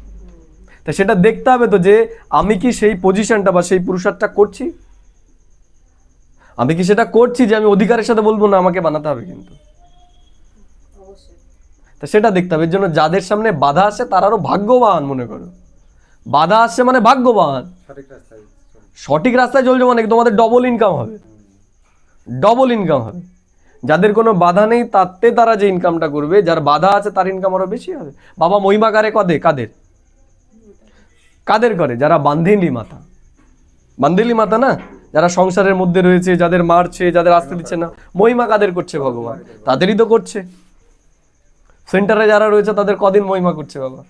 বাবা তো শুধু মাতাদেরই মহিমা করে যায়, যাদের বাড়িতে সমস্যা, বাড়ি থেকে আসতে দেয় না। তাহলে ভাবো, ঈশ্বর প্রশংসা করছে, ঈশ্বর মহিমা করছে। আর গোপী তারাই যাদের সমস্যা থাকা সত্ত্বেও তারা সমস্যাকে অতিক্রম করে এসেছে। এর জন্য যার সামনে বাধা আসছে সে অনেক ভাগ্যবান মনে করো। কখনোই ভেবো না যে আমার ভাগ্যটাই খারাপ। না, আমি কোনো সময় বলি না এই কথা। তা ভাববে যে আমার কথাই সে লেখা হবে গায়নে, যে আমি সেই গোপী যার সামনে কাটা বিছিয়ে দেওয়া হয়েছে, যাকে বাধা দেওয়া হয়েছে, কিন্তু সে তাও মুরলি যখন বাজার সময় তখন আর ঘরে তাকে আটকে রাখছে, ঠিক সে বেরিয়ে এসেছে। দেখেছো না? দেখেছো না? তাহলে বাঁশির আওয়াজের কি ক্ষমতা আছে যে 10 কিলোমিটার দূর থেকে সেই বাঁশির আওয়াজ চলে আসবে? এটা তো প্রতীক একটা। বাস্তবিক পক্ষে দেখো এই জ্ঞান মুরলি, জ্ঞান মুরলি, যেটা সময় হলে পরে আর আমরা থাকতে পারি না। বাড়ি থেকে ঠিক আমরা ছুটে চলে আসি। तो बाबा बोलছেন आधा कल्प रावण की प्रारब्ध चलती है, आधा कल्प तुम बच्चे प्रारब्ध भोगते हो, इहो गुह्य राज सीढ़ी के चित्र में समाया हुआ है। বাবা বলছে এই গুহ্য রাজগুলো সব কিসে রয়েছে? সিঁড়ির চিত্রের মধ্যে এগুলো সব বোঝানো হবে। গীত ওম নমো শিবায়, তাহলে কার প্রতি আমাদের নমস্কার জানাতে হবে? परमात्मार प्रति, शिवेर प्रति আমাদের নমস্কার জানাতে হবে। ओम शांति। बाप बैठ समझाते हैं भक्ति मार्ग में बहुत ही भक्ति की डांस की। কে বোঝাচ্ছে এখন আমাদের? কোনো মানুষ আমাদের বোঝাচ্ছেন না, স্বয়ং ঈশ্বর আমাদের বোঝাচ্ছে যে ভক্তির অনেক ডান্স তোমরা করেছো। ভক্তিতে মজা আছে না নেই? নেই মজা? ভক্তিতে মজা, বিরাট মজা, বিরাট মজা। এই যে চৈত্র মাসে ছেলে পুলে দেখো, হ্যাঁ ডান্স কি কেন যাচ্ছে? সব সব বাইরে থেকে চলে আসে ছেলে পেলে, কাজ বাজ ছেড়ে ওই দিয়ে। যে তার মানে কি ওটার মধ্যেও একটা মজা আছে। এমন ব্যক্তি আছে বলে তাদের সময় নেই, ব্যবসার কাজে ব্যস্ত। তাদের যদি বলো যে একদিন ভোগ আছে আজকে, একদিন একটু 1 ঘন্টা সময় বের করে আসো, তাদের সময় নেই। কিন্তু এই ভক্তি মার্গের ডান্সিংয়ে 1 সপ্তাহ তাদের ব্যবসা সব বন্ধ। বন্ধ। তার মানে কি ওখান থেকে মজা পাচ্ছে তাই। তার মানে তারা জ্ঞানের ভেতরে যে মজাটা রয়েছে সেই মজাটা তারা এখনো পায়নি। এটার মধ্যে যে মজা রয়েছে, এই ব্রাহ্মণ পরিবারের মধ্যে যে এই মজাটা রয়েছে, সেটা তারা এখন অনুভব করতে পারেনি। ভক্তি মার্গে মজা পাচ্ছে, পয়সা লুটছে। তাহলে ভক্তি মার্গেও মজা আছে, সেই মজাটাই মানুষ করছে, কিন্তু সেটাতে কোনো প্রাপ্তি নেই, কোনো প্রাপ্তি নেই, কিচ্ছু হবে না। যদি হওয়ার হতো, মানুষ এতদিনে এত কিছু করেছে, তাতে কিছু হবে না। তা বাবা বলছেন জ্ঞান কি ডান্স নেই কি? তাহলে এখন আমাদের জ্ঞানের ডান্স করতে হবে। তাহলে জ্ঞানের মজা আমরা কখন পাবো? যখন এগুলো নিয়ে আমরা চিন্তা করব, আমরা ব্রাহ্মণ পরিবারের সাথে মিশবো, তাই না? আমরা 2-1 জনকে দেখে তাদেরকে বিচার করছি, তাদের নয়, বড়দেরকে নয়, আমাদের নিচের লেভেলে দেখতে হবে, যারা নিচে রয়েছে। বোঝা গেল? ও যাদের আমরা দেখছি উঁচুতে যারা রয়েছে, সব ভেঙে পড়বে নিচে, জব ভেঙে পড়বে। বুঝতে পারলে? যাদেরকে দেখছো যে এরাই মহারাজা মহারানী হবে, না, একটাও হবে না, ম্যাক্সিমামই ফেল করবে। হবে কারা? এই সাধারণ রূপে যারা রয়েছে তারা হবে, দেখবে। এই জন্য বাবা একটা কথা বলে যে অর্জুনের থেকেও ভিল এগিয়ে যাবে। তারা তো অহংকারে রয়েছে যে আমরা তো, আমাদের সিট তো একদম পাক্কা।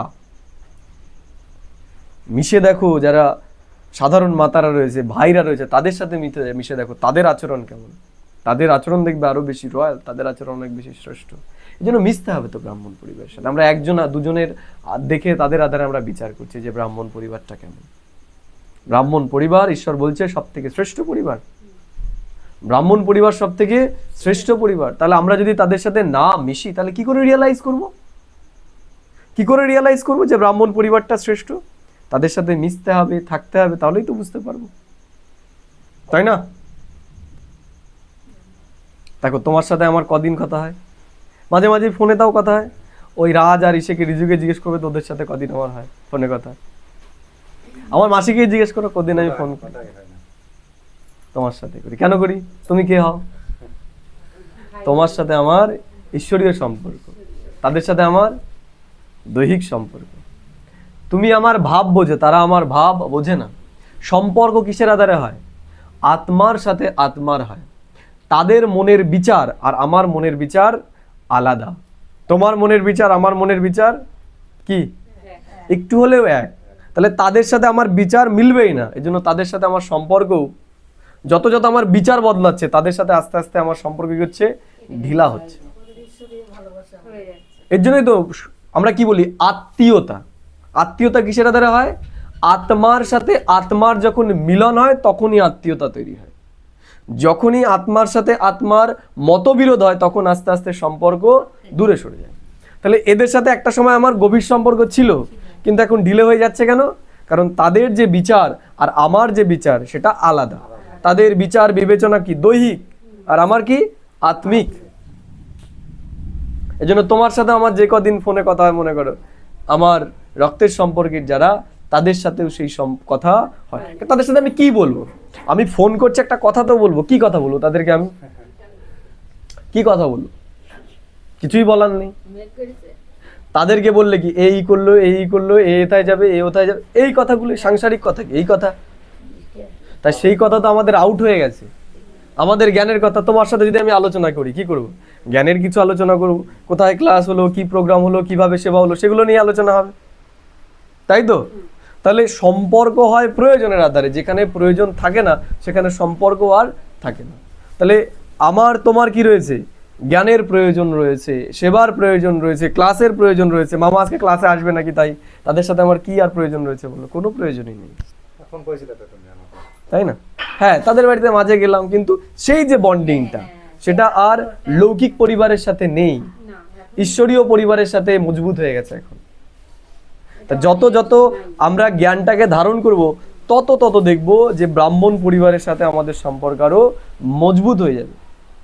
আর স্বাভাবিক নিয়মেই দেখবে আস্তে আস্তে মানে তারাই আমাদের সাথে মিশতে পারবে না, তারাই আমাদের সাথে মিশে আর মজা পাবে না। আমাদের কথাবার্তাই তো এখন বদলে গেছে, চিন্তা ভাবনাই তো বদলে গেছে। বুঝতে পারলে কি বললাম? এটা স্বাভাবিক একটা বিষয়। তাহলে এটা কি কি করে হবে? যত আমরা এই জ্ঞানে চলবো তত আমরা রিয়েলাইজ করতে পারবো।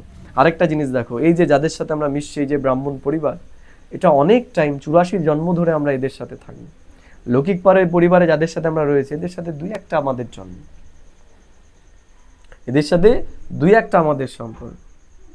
তাই দেখো যে আমাদের যেমন লৌকিক পরিবারের প্রতি একটা দায়িত্ব রয়েছে, আমরা ছেলে মেয়েকে মানুষ করি করি, তোমার যদি অসুবিধা তুমি চলে যেতে পারো,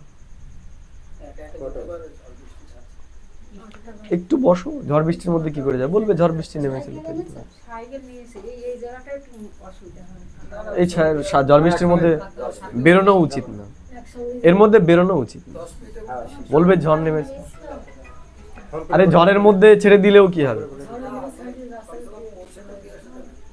ঝড়ের মধ্যে যাওয়া উচিত না, ডাল ফাল কোথায় ভেঙে পড়বে। ঠিক আছে, বৃষ্টি পড়ছে তো। কি বললাম, কি যেন বলছিলাম? মানে ব্রাহ্মণ পরিবারের। হ্যাঁ, তা দেখো যেমন আমাদের সন্তানদেরকে প্রতিপালন করা আমাদের দায়িত্ব। কেন কেন দায়িত্ব? কারণ সন্তানকে মানুষ করলে পরেই আমার লাস্ট জীবনটা কি হবে? সেই সন্তান যদি একটা চাকরি পায়, আমার জীবনটা কি হবে? আরামেই কাটবে, ছেলের মাইনার টাকাটা, তাই না? তারপরে আবার কি লোকের কাছে গর্ব করে বলতে পারবো আমার ছেলেটা চাকরি করে। এর জন্য এগুলো আমরা করি, তাই না? আমরা ভাবি নিঃস্বার্থ, নিঃস্বার্থ নয়, কোনো কিছু নিঃস্বার্থ নয়। এখানে যে যা কিছুই করছে তার পেছনে স্বার্থ আছেই, স্বার্থ আছে। আমরা ভেবে নি নিঃস্বার্থ। এই দুনিয়াতে যতক্ষণ আমরা ফিজিক্যাল শরীরে রয়েছি নিঃস্বার্থ কিছু হয় না। নিঃস্বার্থ যদি কেউ করে সেটা হচ্ছে পরমাত্মা। জীব আত্মারা কোনো কিছু নিঃস্বার্থ করতে পারে না। এসে গেছে।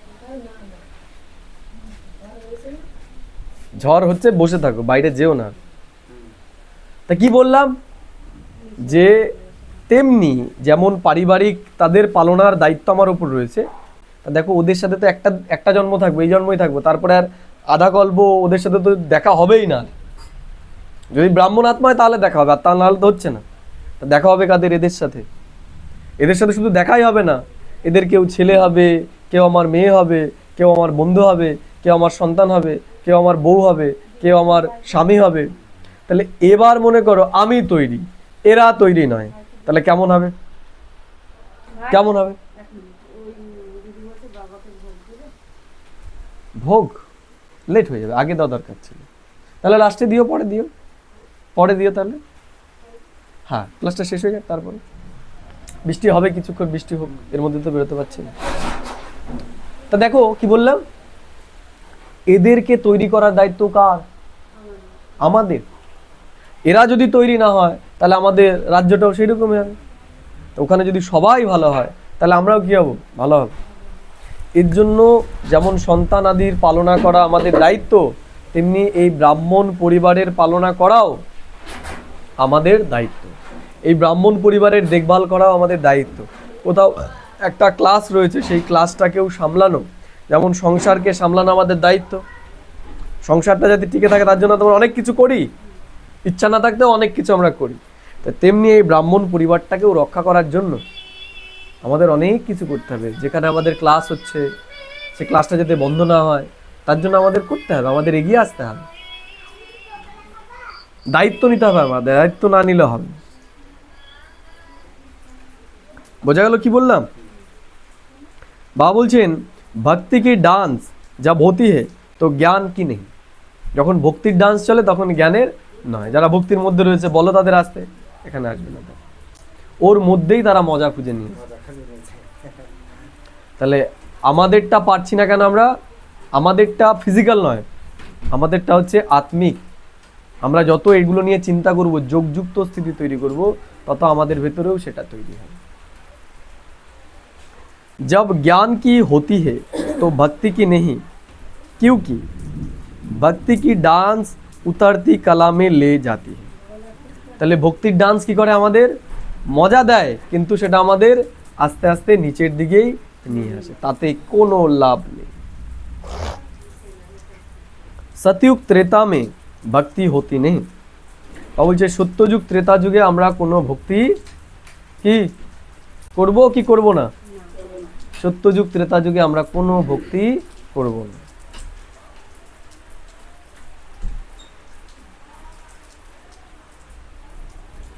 बाबा बोलছেন मैं कलप कलप आकर बच्चों को कहता हूँ तुम बच्चों ने हमारी बहुत ही ग्लानि कर दी। ঈশ্বর কি বলছেন? যে সে তার বলছে যে তোমরা অনেক আমার গ্লানি করেছো। কারা করেছো? তোমরাই করেছো। ভক্তি তোমরা সবার প্রথম শুরু করেছো। লিখেছে কারা? বেদ উপনিষদ কারা লিখেছে? আমরাই লিখেছি। তাহলে গ্লানি কারা করেছে? আমরাই করেছি। তাহলে শুধরাতে হবে কাদের? আমাদেরই করতে হবে। ग्लानि किसको कहा जाता है वो भी समझाते हैं। बाप कहते हैं मैं भिखारी नरकवासी भारत को आकर कलप कलक स्वर्गवासी बनाता हूँ। তাহলে ঈশ্বর এসে আমাদের কি করে? নরকবাসী থেকে আমাদের স্বর্গবাসী বানায়। কবার কবার বানায়? বলছে কল্পে কল্পে, প্রত্যেক কল্পে, প্রত্যেক কল্পে এবং হুবহু। এটা ইন্টারেস্টিং ব্যাপার। এই যে যারা মনে করো গাফিলতি করছে এরা করবেই, আর যারা পুরুষার্থ করছে তারা পুরুষার্থ করবে।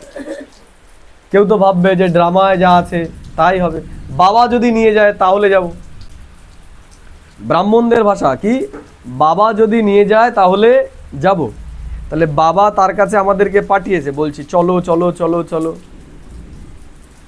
চলো চলো। তার মানে কি? বাবা ইনভিটেশন কার্ড পাঠিয়েছে, তারপরে বলছে বাবা যদি নিয়ে যায় তাহলে যাব। বাবা নিয়ে যাওয়ার জন্যই তো পাঠিয়েছে, বলছে চলো, দরকার হলে গাড়িতে করে নিয়ে যাব, তাই না?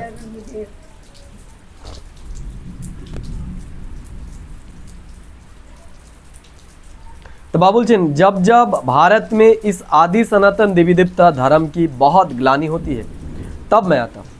তাহলে ঈশ্বর আসে কখন? যখন এই ভারতের বুকে আদি সনাতন দেবী দেবতা ধর্মের অতি গ্লানি হয়েছে। গ্লানি মানে একদম গ্লানি। কথা শুনেছো তাদের?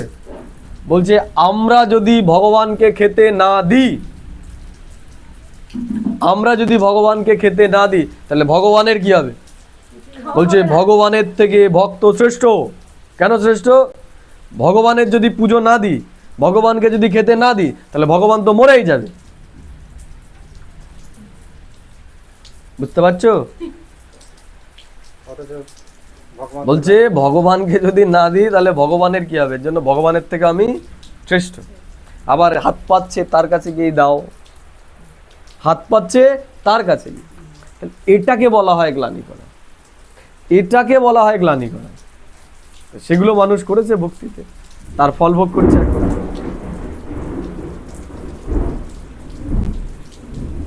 बाबा बोलছেন बाप कहते मैं भिखारी नरकवासी भारत को आकर कलप कलप स्वर्गवासी बनाता। তাহলে যারা ভিখারি হয়ে গেছে তাদেরকে ঈশ্বর পুনরায় কি বানায়? স্বর্গবাসী বানায়। কিভাবে? কিভাবে? টাকা পয়সা দিয়ে? একটাই জিনিস, বিচার বদলে। সে কি করছে? আমাদের শুধু বিচারটাকে বদলাচ্ছে। আগে আমাদের একটা বিচার ছিল, সেই জায়গায় সে আমাদের বিচারটা বদলে নতুন একটা বিচার দিয়ে। আমরা ভাবছিলাম টাকা পয়সার মধ্যেই সুখ, টাকা পয়সার মধ্যেই সুখ, সে বলল না, আমাদের চিন্তনের উপর সব, আমরা যেমন চিন্তা করব আমরা তেমনই অনুভব। এজন্য সে বলছে তুমি সবসময় সমানে থাকো, নিজের মান থেকে কখনো নিচে নেমে এসো না। আমি দেব আত্মা, এই সমানে তুমি থাকো, আমি শ্রেষ্ঠ ব্রাহ্মণ আত্মা। তাহলে ব্রাহ্মণ পরিবারের প্রতি আমার কি রয়েছে? যেমন সংসারের প্রত্যেকটা ব্যক্তির প্রতি, আত্মীয় স্বজনের প্রতি আমার একটা দায়িত্ব রয়েছে, তাই না? সেটা হচ্ছে ফিজিক্যাল। আর ব্রাহ্মণ পরিবারের প্রতি আমাদের আত্মিক। তাহলে এখানে হয়তো টাকা পয়সা দিয়ে আমরা সাহায্য করব না, কিন্তু জ্ঞান দিয়ে, জ্ঞানের সহযোগিতা, তাদের সাথে উপস্থিত থাকা, এইভাবে আমরা করব। আর এটাই ব্রাহ্মণ পরিবার চায়, কারো সুবিধা অসুবিধাতে তার পাশে থাকা, খোঁজ নেওয়া, এটুকুই।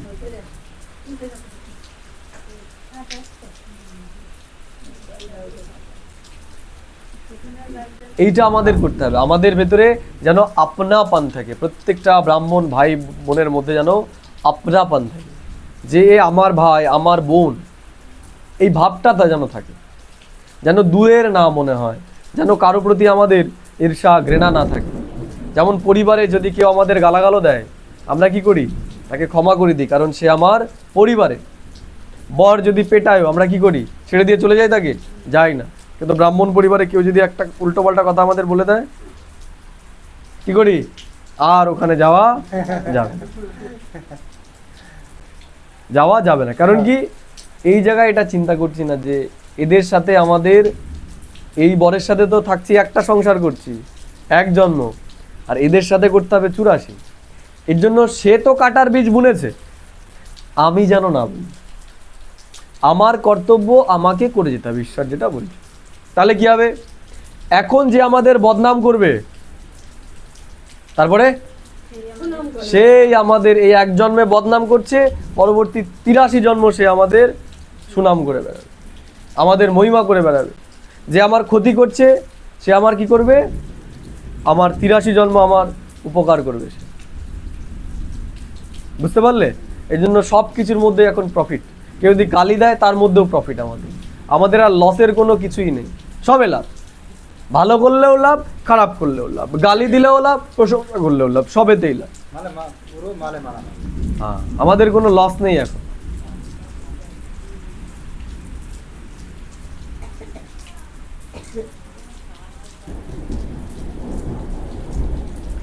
तुम मेरी ग्लानी आसुरी मत पर करने के कारण कितने कांगाल बन गए हो। তো বাবা বলছেন আমরা কি করেছি? আমরা রাবণের বশীভূত হয়ে ঈশ্বরের এখন গ্লানি করেছি।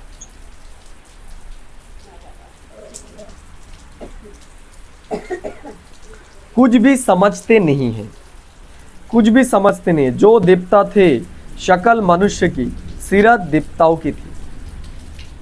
বলছে তাদের দেখতে মানুষের মতো ছিল, কিন্তু তাদের সিরাত, কোয়ালিটি, তাদের আচরণ কিসের মতো ছিল? দেবতাদের মতো।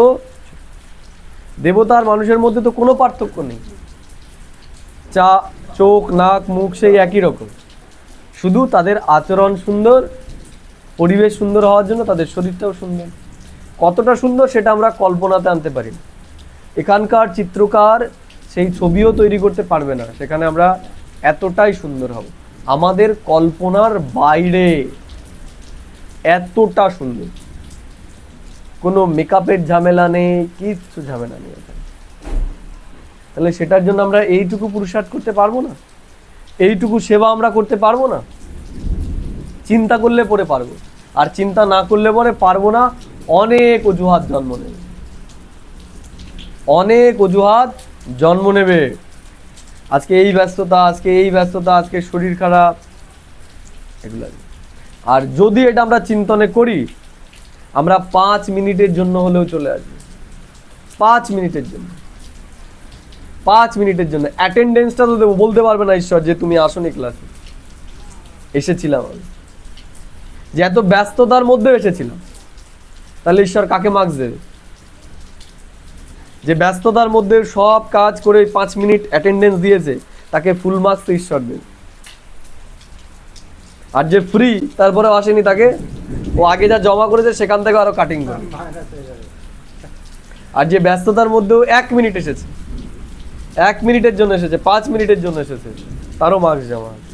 এর জন্য আমরা যেন মিস কোনোদিনই না করি, যতই ব্যস্ততা আমাদের থাকুক 5 মিনিটের জন্য হলেও আমাদের এসে বসতে হবে, 2 মিনিটের জন্য হলেও আমাদের বসতে হবে, অ্যাটেন্ডেন্সটা অন্তত দিতে হবে। আবার এটা যেন না করি সব ফাঁকাই ছিলাম শুধু এসে বসে 5 মিনিট বসে চলে গেলাম। সময় থাকলে তো পুরো ক্লাসটা আমাদের করতে হবে। বাবা বলছেন जो देवता थे आप सूरत भल मनुष्य की है सीरत आसुरी है। বাবা বলছে আমাদের এই মুখটা তো মানুষের, কিন্তু ভেতরে সব কি বসে রয়েছে, সব এক একটা অসুর বসে রয়েছে, আছে না? মানুষ আছে আর মানুষ নেই, মানুষ আর নেই, সব অসুর হয়ে গেছে।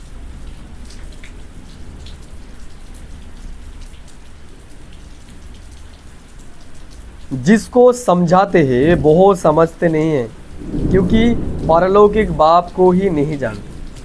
বাবা বলছে এই যে আমরা এত লোককে বোঝাচ্ছি তারা বুঝতে পারছে না, কারণ তারা পারলৌকিক পিতাকেই চিনতে পারছে না, যে কে এই জ্ঞানটা দিচ্ছে।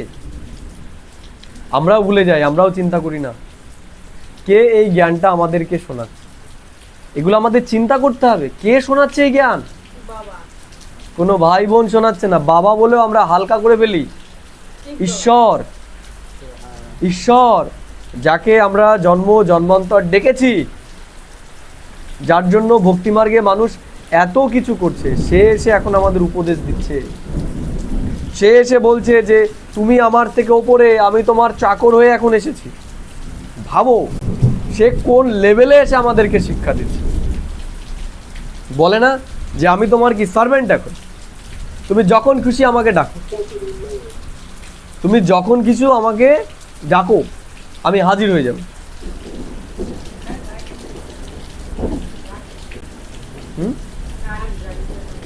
গাড়ি অসুবিধা নেই, অনেক একটু হয়তো টিপিক অসুবিধা হবে, যাওয়ার হয়ে গেছে।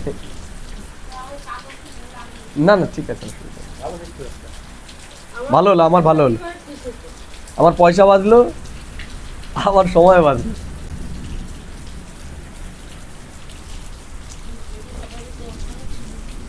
বাবা বলছেন ভারত কা ডাউনফল হয়ে গেছে, ভারতের কি হয়ে গেছে? ডাউনফল। এখন আবার কি হচ্ছে? আস্তে আস্তে আবার ভারত ওপরে উঠছে। এখন একদম নিচে নেমে গেছিল ভারত একটা সময়, যার নিজের দেশের মানুষকেই খাবার জোগানোর ক্ষমতা ছিল না। এখন সেই ভারতই কি করছে? অন্যদেরকে খাবার দিচ্ছে, ফ্রিতেও দেয়। আফগানিস্তানকে আমরা দেখলাম না, যে আফগানিস্তানকে ফ্রিতে খাবার দিয়েছে, নেপালকে যখন ভূমিকম্প হয়েছে তখন দিয়েছে। তাহলে ভারত একদম কাঙাল হয়ে গেছিল, এখন আবার উপরের দিকে আস্তে আস্তে উঠছে।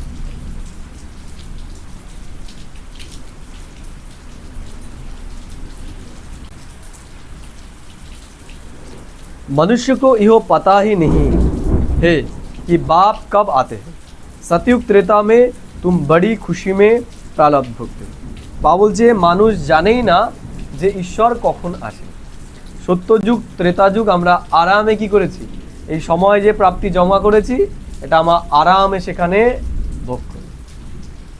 তাহলে সেবাতেও দেখো কোনো পরিশ্রম নেই, আবার কামায়ও কত শ্রেষ্ঠ, কামায়ও কত শ্রেষ্ঠ। আমি বাড়িতে থাকলে 2 বেলা খাই, আর ওখানে 3 বেলা 4 বেলা, ভালো ভালো। বাড়িতে থাকলে একরকম, আর ওখানে 4-5 রকম স্পেশাল ট্রিটমেন্ট। দেখো তাহলে সেবাও কেমন সেবা, ওটা সেবা করা নয়, সেবা নেওয়া। উল্টে সেবা করা নয়, সেবা নেওয়া।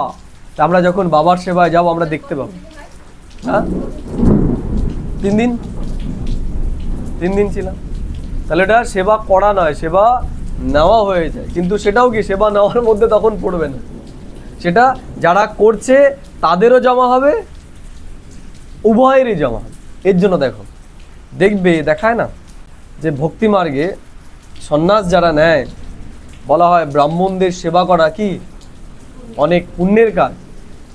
যে ব্রাহ্মণদের যে পুণ্য, সেই পুণ্য কাদের জমা হবে? আমাদেরও যাবে। তা কাদের প্রতীক সেটা? এই যে মনে করো আমরা ঈশ্বরীয় সেবা করছি, এই ঈশ্বরীয় সেবায় যারা আমাদের সহযোগী হবে, শুধু যে করছে তার জমা হবে না, যারা তার সহযোগী হচ্ছে, তাকে সহযোগিতা করছে বিভিন্ন রূপে, সেও সেই প্রাপ্তির অংশীদার হবে। যে করছে সে যতটা অংশীদারি, আর যে সেই ব্যবস্থাটাকে মেনটেন করছে সেও, অর্থাৎ এ যদি 50% হয়, এও 50% পাবে। বুঝতে পারলে? এটা থেকে এসেছে যে ব্রাহ্মণদের সেবা করা। এর জন্য দেখবে কেউ যখন তীর্থ করে আসে, কি করে? ব্রাহ্মণ ভোজন করায়। তা কাদের প্রতীক? ওই ব্রাহ্মণ, এই ব্রাহ্মণ, এই ব্রাহ্মণ। তারপরে দেখবে যে ওই ব্রাহ্মণকে কি করা হয়? সবকিছু দেওয়া হয়। শ্রাদ্ধ করতে গেলে ওইকে দেওয়া হয়। তার মানে কি? যে ব্রাহ্মণরাই একমাত্র যে যারা কি করতে পারে? ট্রান্সফার করতে পারে। বলে না যে মৃত্যুর পরে তোমার বাবাকে কি করবে? এগুলো দিয়ে আসবে সে। তার মানে কি? যে ব্রাহ্মণদের মাধ্যমেই পরমাত্মা কি করছে? আমাদের সমস্ত কিছু সফল করাচ্ছে। বুঝতে পারলে কি না? বুঝতে পারলে না? এই যে মনে করো আমরা কি করছি? ঈশ্বরীয় সেবা করছি। তাহলে ঈশ্বরীয় সেবায় যখন কেউ অর্থ লাগাবে, তার শ্রম লাগাবে, যাই লাগাবে না কেন, সেটা কি হবে? সে হয়তো নিজে করতে পারছে না সরাসরি, সে যখন কাউকে মাধ্যম বানাবে, তাই কি হবে? তারও সেটাতে জমা হয়ে যাবে। এর জন্য দেখো কি করে, যে ব্রাহ্মণদের শুধু খাওয়ায়ও না, খাওয়ার পরে আবার কি করে? তাদেরকে আবার টাকাও দেয়। অদ্ভুত বিষয় না? যে খাওয়ানোর পরে আবার টাকাও দেয়। কেন? এই যে এই সময়ের প্রতীক এটা। তাহলে ঈশ্বর আমাদের যেইভাবে রেখেছে এইভাবে কেউ রাখবে না। এটা মেহনতের মার্গ নয়, এটা সহজ মার্গ। এর জন্য বাবা বলছে সহজ রাজ্য, সহজ রাজ্য। এই জন্য যখন আমরা সেবা করব, দেখবো তখন আমরা আমাদের অনেক সহযোগী তৈরি হয়ে যাবে। কিন্তু এগোতে তো হবে, পাটা তো এগোতে হবে। আর যারা এই ঈশ্বরীয় সেবায় বাধা দিচ্ছে, তারা সব যেন প্রস্তুত থাকে, আমাদের শাল চামড়া উঠিয়ে নেবে একদম দ্রাবণ করে। বোঝা গেল? আমাদের কখনোই ঈশ্বরীয় কাজে বাধা দেওয়া উচিত নয়। আমি করছি না, আমি কাউকে করতেও দেব না। এগুলো যারা করবে, এগুলো যারা করবে, তাদের অবস্থা যে কি হবে একটু চিন্তা করলেই তারা বুঝতে পারবে। যে তারা কি করছে? ঈশ্বরীয় কাজে তারা বাধা দিচ্ছে। নিজে তো সহযোগী হতে পারছেই না, বরঞ্চ যারা করছে তাদেরকেও করতে দিচ্ছে না। তাদের কি হবে? সাধারণ মানুষ যতটা না সাজা পাবে, এরা তার থেকে বেশি সাজা পাবে। যে কুলের হয়ে কুলের নিন্দা যারা করছে, কুলের হয়ে কুলের যারা কাজে বাধা দিচ্ছে, ঈশ্বরীয় কাজে যারা বাধা দিচ্ছে, তাদের সাবধান হতে হবে। আর আমাদেরও সাবধান হওয়া উচিত, আমরা যেন এরকম কিছু অজান্তে না করে ফেলি। এর জন্য যে যেখানে ঈশ্বরীয় সেবা করছে, এগিয়ে দাও সবাইকে, করো আরো বেশি করে, করো আরো বেশি করে। একটাই আমাদের লক্ষ্য, সেটা হচ্ছে সবাইকে জ্ঞান দাও। সেটা যেভাবেই হোক, A B C D যেভাবেই হোক, হোক, হওয়াটা নিয়ে কথা। এইটা আমাদের লক্ষ্য রাখা উচিত। ঠিক আছে? मीठे मीठे सिखी लदे बच्चों प्रति माता पिता बाप दादा का याद प्यार और गुड मॉर्निंग। रूहानी बाप की रूहानी बच्चों को नमस्ते। हम रूहानी बच्चों की रूहानी माता पिता बाप दादा को पदम गुना याद प्यार गुड मॉर्निंग और नमस्ते। धारणा के लिए मुख्य सार एक नंबर बोलছে আজকে पुरुषार्थ कर संपूर्ण गुणवान बनना है। কি হতে হবে? পুরুষার্থ করে আমাদের সম্পূর্ণ গুণবান হতে হবে। তাহলে আমাদের একটাই কাজ, চেকিং করা নিজেকে, যে আমার ভেতরে কি সব গুণ এসেছে। কেউ আমাকে উল্টো পাল্টা বললে পরে আমি সেটা সহন করতে পারছি কিনা দেখতে হবে। আমি চুপ থাকতে পারছি কিনা সেটা দেখতে হবে এগুলো।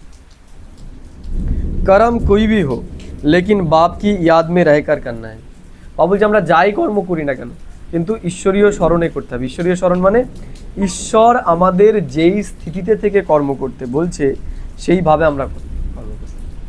বাবা বলছে ব্রাহ্মণদের সাধারণ স্থিতিতে থাকা এটাও পাপ, এটাও বিকর্ম।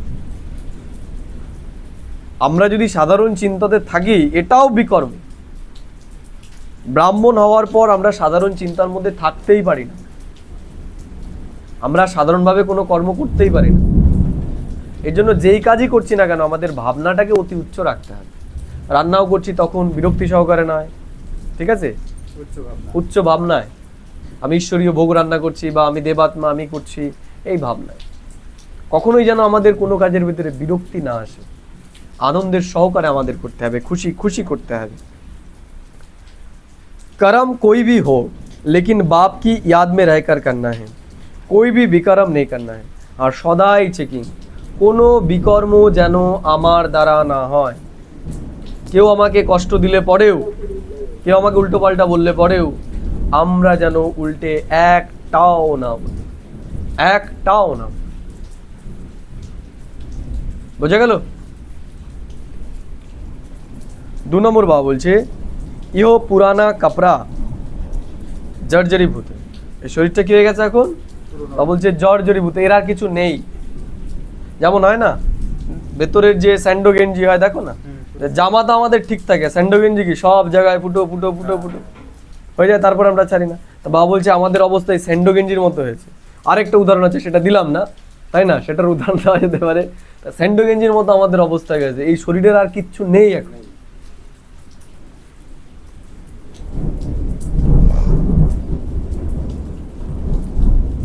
तो बाबा বলছেন इससे ममत्व निकाल देना है, তাই না? তাহলে এর থেকে এখন মায়া ছাড়ো, এটা এখন পোছারই যোগ্য, ওই এটা দিয়ে ওই ঘর মোছারই যোগ্য রয়েছে।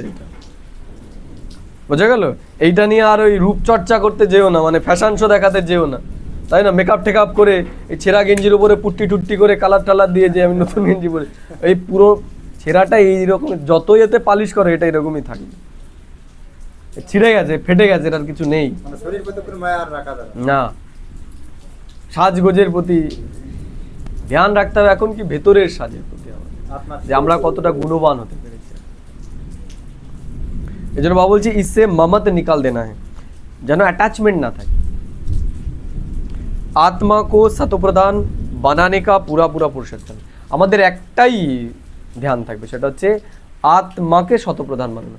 সেটা করে যদি আমাদের সময় থাকে বাকি জিনিসগুলো হবে। সবার প্রথম প্রায়োরিটি হচ্ছে আমাকে নিজেকে শতপ্রধান শ্রেষ্ঠ বানাতে হবে, এর সাথে কোনো রকম কম্প্রোমাইজ হবে না। মা বাবা কোনো বাধা যেন বাধা আমরা মনে না, বোঝা গেল? আমি না খেলে মা খাবে না, এর জন্য আমিও খাই, আমার ইচ্ছা হয় না খেতে, মা বাবার জন্য খেতে হয়। বাবা বলছেন যে এই যে চিন্তাটা, এটাও ত্যাগ করতে হবে, কারণ তুমি যাদের জন্য চিন্তা করছো তারা তোমার সাথে এইটুকু সময় থাকবে। এখন তোমার পরমের চিন্তা করতে হবে। তুমি শতপ্রধান হয়ে যাও, দেখবে তাদেরও কল্যাণ হয়ে যাবে, তাদেরও কল্যাণ হয়ে যাবে। কারণ তুমি যখন ঈশ্বরের সেবাতে মগ্ন হবে, তখন তোমার সমস্ত দায়িত্ব কার কার কার ঈশ্বরের। তুমি যখন ঈশ্বরের কাজে সহযোগী হবে, তখন তোমার সব কিছু দেখার দায়িত্ব ঈশ্বরের। তোমার টাকা পয়সারও তখন চিন্তা করতে হবে না, দেখবে যা করবে সেটাই সফল হয়ে যাবে, সেটাই সফল হয়ে যাবে, যা করবে তাই। বোঝা গেল? কারণ দায়িত্ব তখন তার বাঁচিয়ে রাখার, তোমাকে দায়িত্ব তখন তার তোমাকে বাঁচিয়ে রাখা। কেন? কারণ আমি যদি মরে যাই তার সেবা হবে না, তারও তো এটা দায়িত্ব যে সমস্ত জীবাত্মাকে, মনুষ্য আত্মাকে তার পরিচয় দিতে হবে। তাহলে যখন আমি সেই কাজটা করছি, তাহলে এটা তার ওপর নির্ভর, মানে দায়িত্ব তখন চলে গেল যে আমাকে বাঁচিয়ে রাখার, আমার সংসারটাকে দেখার দায়িত্বও কার, তার হয়ে গেল। এই জন্য ব্যালেন্সটা রাখতে হবে, আমাদের কর্মও করতে হবে, সেবাও করতে হবে, তাহলে দেখবো আমাদের সব কিছু ঠিক হয়ে যাবে। আর যদি আমরা কর্মের প্রতি শুধু ধ্যান দিই, এটার প্রতি না দিই, তাহলে এই দুটো ডুববে, ওই দিকে ডুববে, দুকুলি ডুববে। वरदान सदा अतीन्द्रिय सुख की अनुभूति करने वाले अटल अखंड स्वराज अधिकारी हो। কি বলছে বাবা?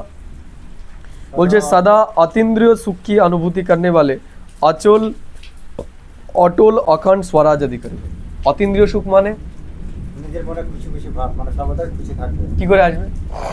ওই যে অটল বাবার জ্ঞানে পুরো নিশ্চয় থাকতে হবে, সেই নিশ্চয়ের মাধ্যমে নিজের চলে আসবে। সুখটা ইন্দ্রিয়, অতীন্দ্রিয় মানে আমাদের যেটা ইন্দ্রিয়র দ্বারা অনুভব হয় না। আমি মনে করো কোথাও একটা বেড়াতে গেলাম, আমি কোথাও একটা বেড়াতে গেলাম, যে কোনো কাশ্মীরে আমি গেলাম, সেখানে দেখলাম অতি সুন্দর প্রকৃতি। কি দিয়ে দেখলাম? চোখ দিয়ে দেখলাম। তাহলে এটা কি অতীন্দ্রিয়? এটা ইন্দ্রিয় সুখ। এটা ইন্দ্রিয় সুখ। মনের চোখ দিয়ে, এটা হলো থার্ড আই। তাহলে ইন্দ্রিয়ের চোখ দিয়ে আমি দেখেছি, তাহলে এটা ইন্দ্রিয় সুখ। বোঝা গেল? তাহলে অতীন্দ্রিয় মানে যেটাকে আমরা ইন্দ্রিয়ের দ্বারা উপলব্ধি করিনি। তাহলে ইন্দ্রিয়ের দ্বারা উপলব্ধি করিনি কি? ঈশ্বর যেই দুনিয়ার কথা বলছে সেটা আমরা বর্তমানের ইন্দ্রিয়ের দ্বারা অনুভব করিনি। আমরা স্বর্গ আমাদের এই চামড়ার চোখ দিয়ে দেখিনি, স্বর্গের দুনিয়াকে আমরা চামড়ার চোখ দিয়ে দেখিনি, আমরা সেখানে উপস্থিত হইনি, আমরা ঈশ্বরকেও চোখ দিয়ে দেখিনি, তাই না? কিন্তু আমরা বুদ্ধির চোখ দিয়ে এগুলোকে দেখতে পারি। যেমন একটু আগে আমরা স্বর্গের দুনিয়া সম্পর্কে যখন চিন্তা করছিলাম, আমাদের আনন্দ ছিল না দুঃখ হচ্ছিল? আনন্দ হচ্ছিল। তাহলে যে আনন্দটা অনুভব করছিলে সেটা কি? সেটা হচ্ছে অতীন্দ্রিয় সুখ। তাহলে এই অতীন্দ্রিয় সুখটাই আমাদের অনুভব করতে হবে, যেটাকে আমি কখনো আমার এই চামড়ার চোখ দিয়ে দেখিনি। সেটাকে বুদ্ধির মাধ্যমে চিন্তন করা, সেটা হচ্ছে স্বর্গ সুখ। যেমন আমি সত্যযুগের মহল এখনো চোখে দেখিনি, কিন্তু কল্পনার মাধ্যমে আমি দেখছি যে আমার মহলটা কেমন হবে, আমার রাজ সিংহাসনটা কেমন হবে, আমার শরীরটা তখন কেমন হবে, আমার চোখ কেমন হবে, আমার কান কেমন হবে, আমি কিভাবে চলবো সেখানে, আমি আমার বন্ধু বান্ধবের সাথে কিভাবে সেখানে আনন্দ করবো।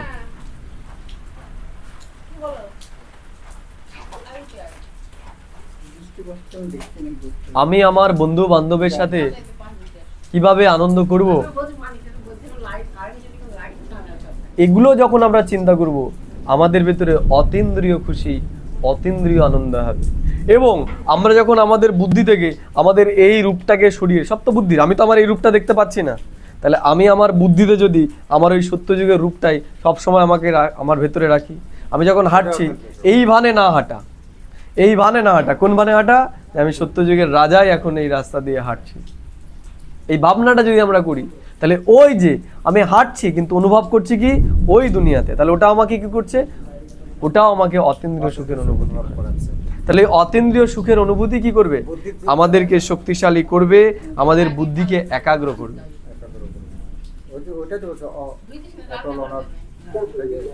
এই জন্য বাবা কি বলছে? সদা অতীন্দ্রিয় সুখ কি অনুভূতি, সদা। ওই যখন মেডিটেশন করছি তখন নয়, চলতে ফিরতে, রান্না করতে, খেতে, বসতে, সব সময়। এই যে ব্রাহ্মণ পরিবার আমরা এসেছি, যেন এখানের এই দৃষ্টি নয়, আমরা ব্রাহ্মণ পরিবারের, আমরা সব দেবী দেবতা, এদেরকেও এই রূপে না দেখা, সব মহারাজা মহারানীর রূপে সব বসে রয়েছে, সেই রূপে দেখা, যে দেবী দেবতারা এখানে বসে রয়েছে তাদের সেই রূপে দেখা। শেষ, এখনই শেষ করে দিচ্ছি। তা বাবা বলছেন এইটা যদি আমরা করি তাহলে আমরা কি হব? অটল আর অখণ্ড হয়ে যাবো। বললাম না, অটল হয়ে যাবো, যতই মারুক যতই পিটুক কিছুতেই আমাদের আটকে রাখতে পারবেন না, তাই না? তা চলে আসতে হবে কিবার করে? বুধবার করে চলে আসতে হবে, তাহলেই প্রমাণ পেয়ে যাবো যে পারছে কি পারছে না আটকে রাখতে, তাই না মামা? আটকে দেবে নাকি আবার কোনো কিছু? तब बोलছেন जो बच्चे संगम युग पर अतीन्द्रिय सुख का वर्षा सदा काल के लिए प्राप्त कर लेते हैं, अर्थात जिनका बाप के विल पर पूरा अधिकार होता है वो विल पावर वाले होते हैं। বলছে এই সময় যারা সদাকাল এই অতীন্দ্রিয় সুখের অনুভব করবে তারা উইল পাওয়ার সম্পন্ন হয়ে যাবে। অর্থাৎ এখানে যদি তারা অনুভব করে ওখানে গিয়েও তারা কি করবে? জন্ম জন্মান্তর তারা মহারাজা মহারানী হবে। অর্থাৎ এখানে যদি কেউ খালি থাকে ওখানে গিয়েও খালি। এখানে যদি অতীন্দ্রিয় সুখ সে অনুভব করতে না পারে তাহলে সেখানে গিয়ে সে ইন্দ্রিয় সুখ থেকেও বঞ্চিত হবে। তাহলে এর জন্য ওখানের জন্য এখানে এখন আমাদের অতীন্দ্রিয় সুখের অভ্যাস করতে হবে। उन्हें अटूट अटल अतीन्द्रिय सुख की अनुभूति होती है। কি বলছে? অটুট অখণ্ড। অটুট মানে মাঝে মাঝে নয়, সদাকাল। অখণ্ড মানে খণ্ডন করা যাচ্ছে না যেটাকে। ऐसे वारिस अर्थात संपूर्ण वर्षे के अधिकारी भी भविष्य के अटल अखंड स्वराज के अधिकारी प्राप्त होते हैं।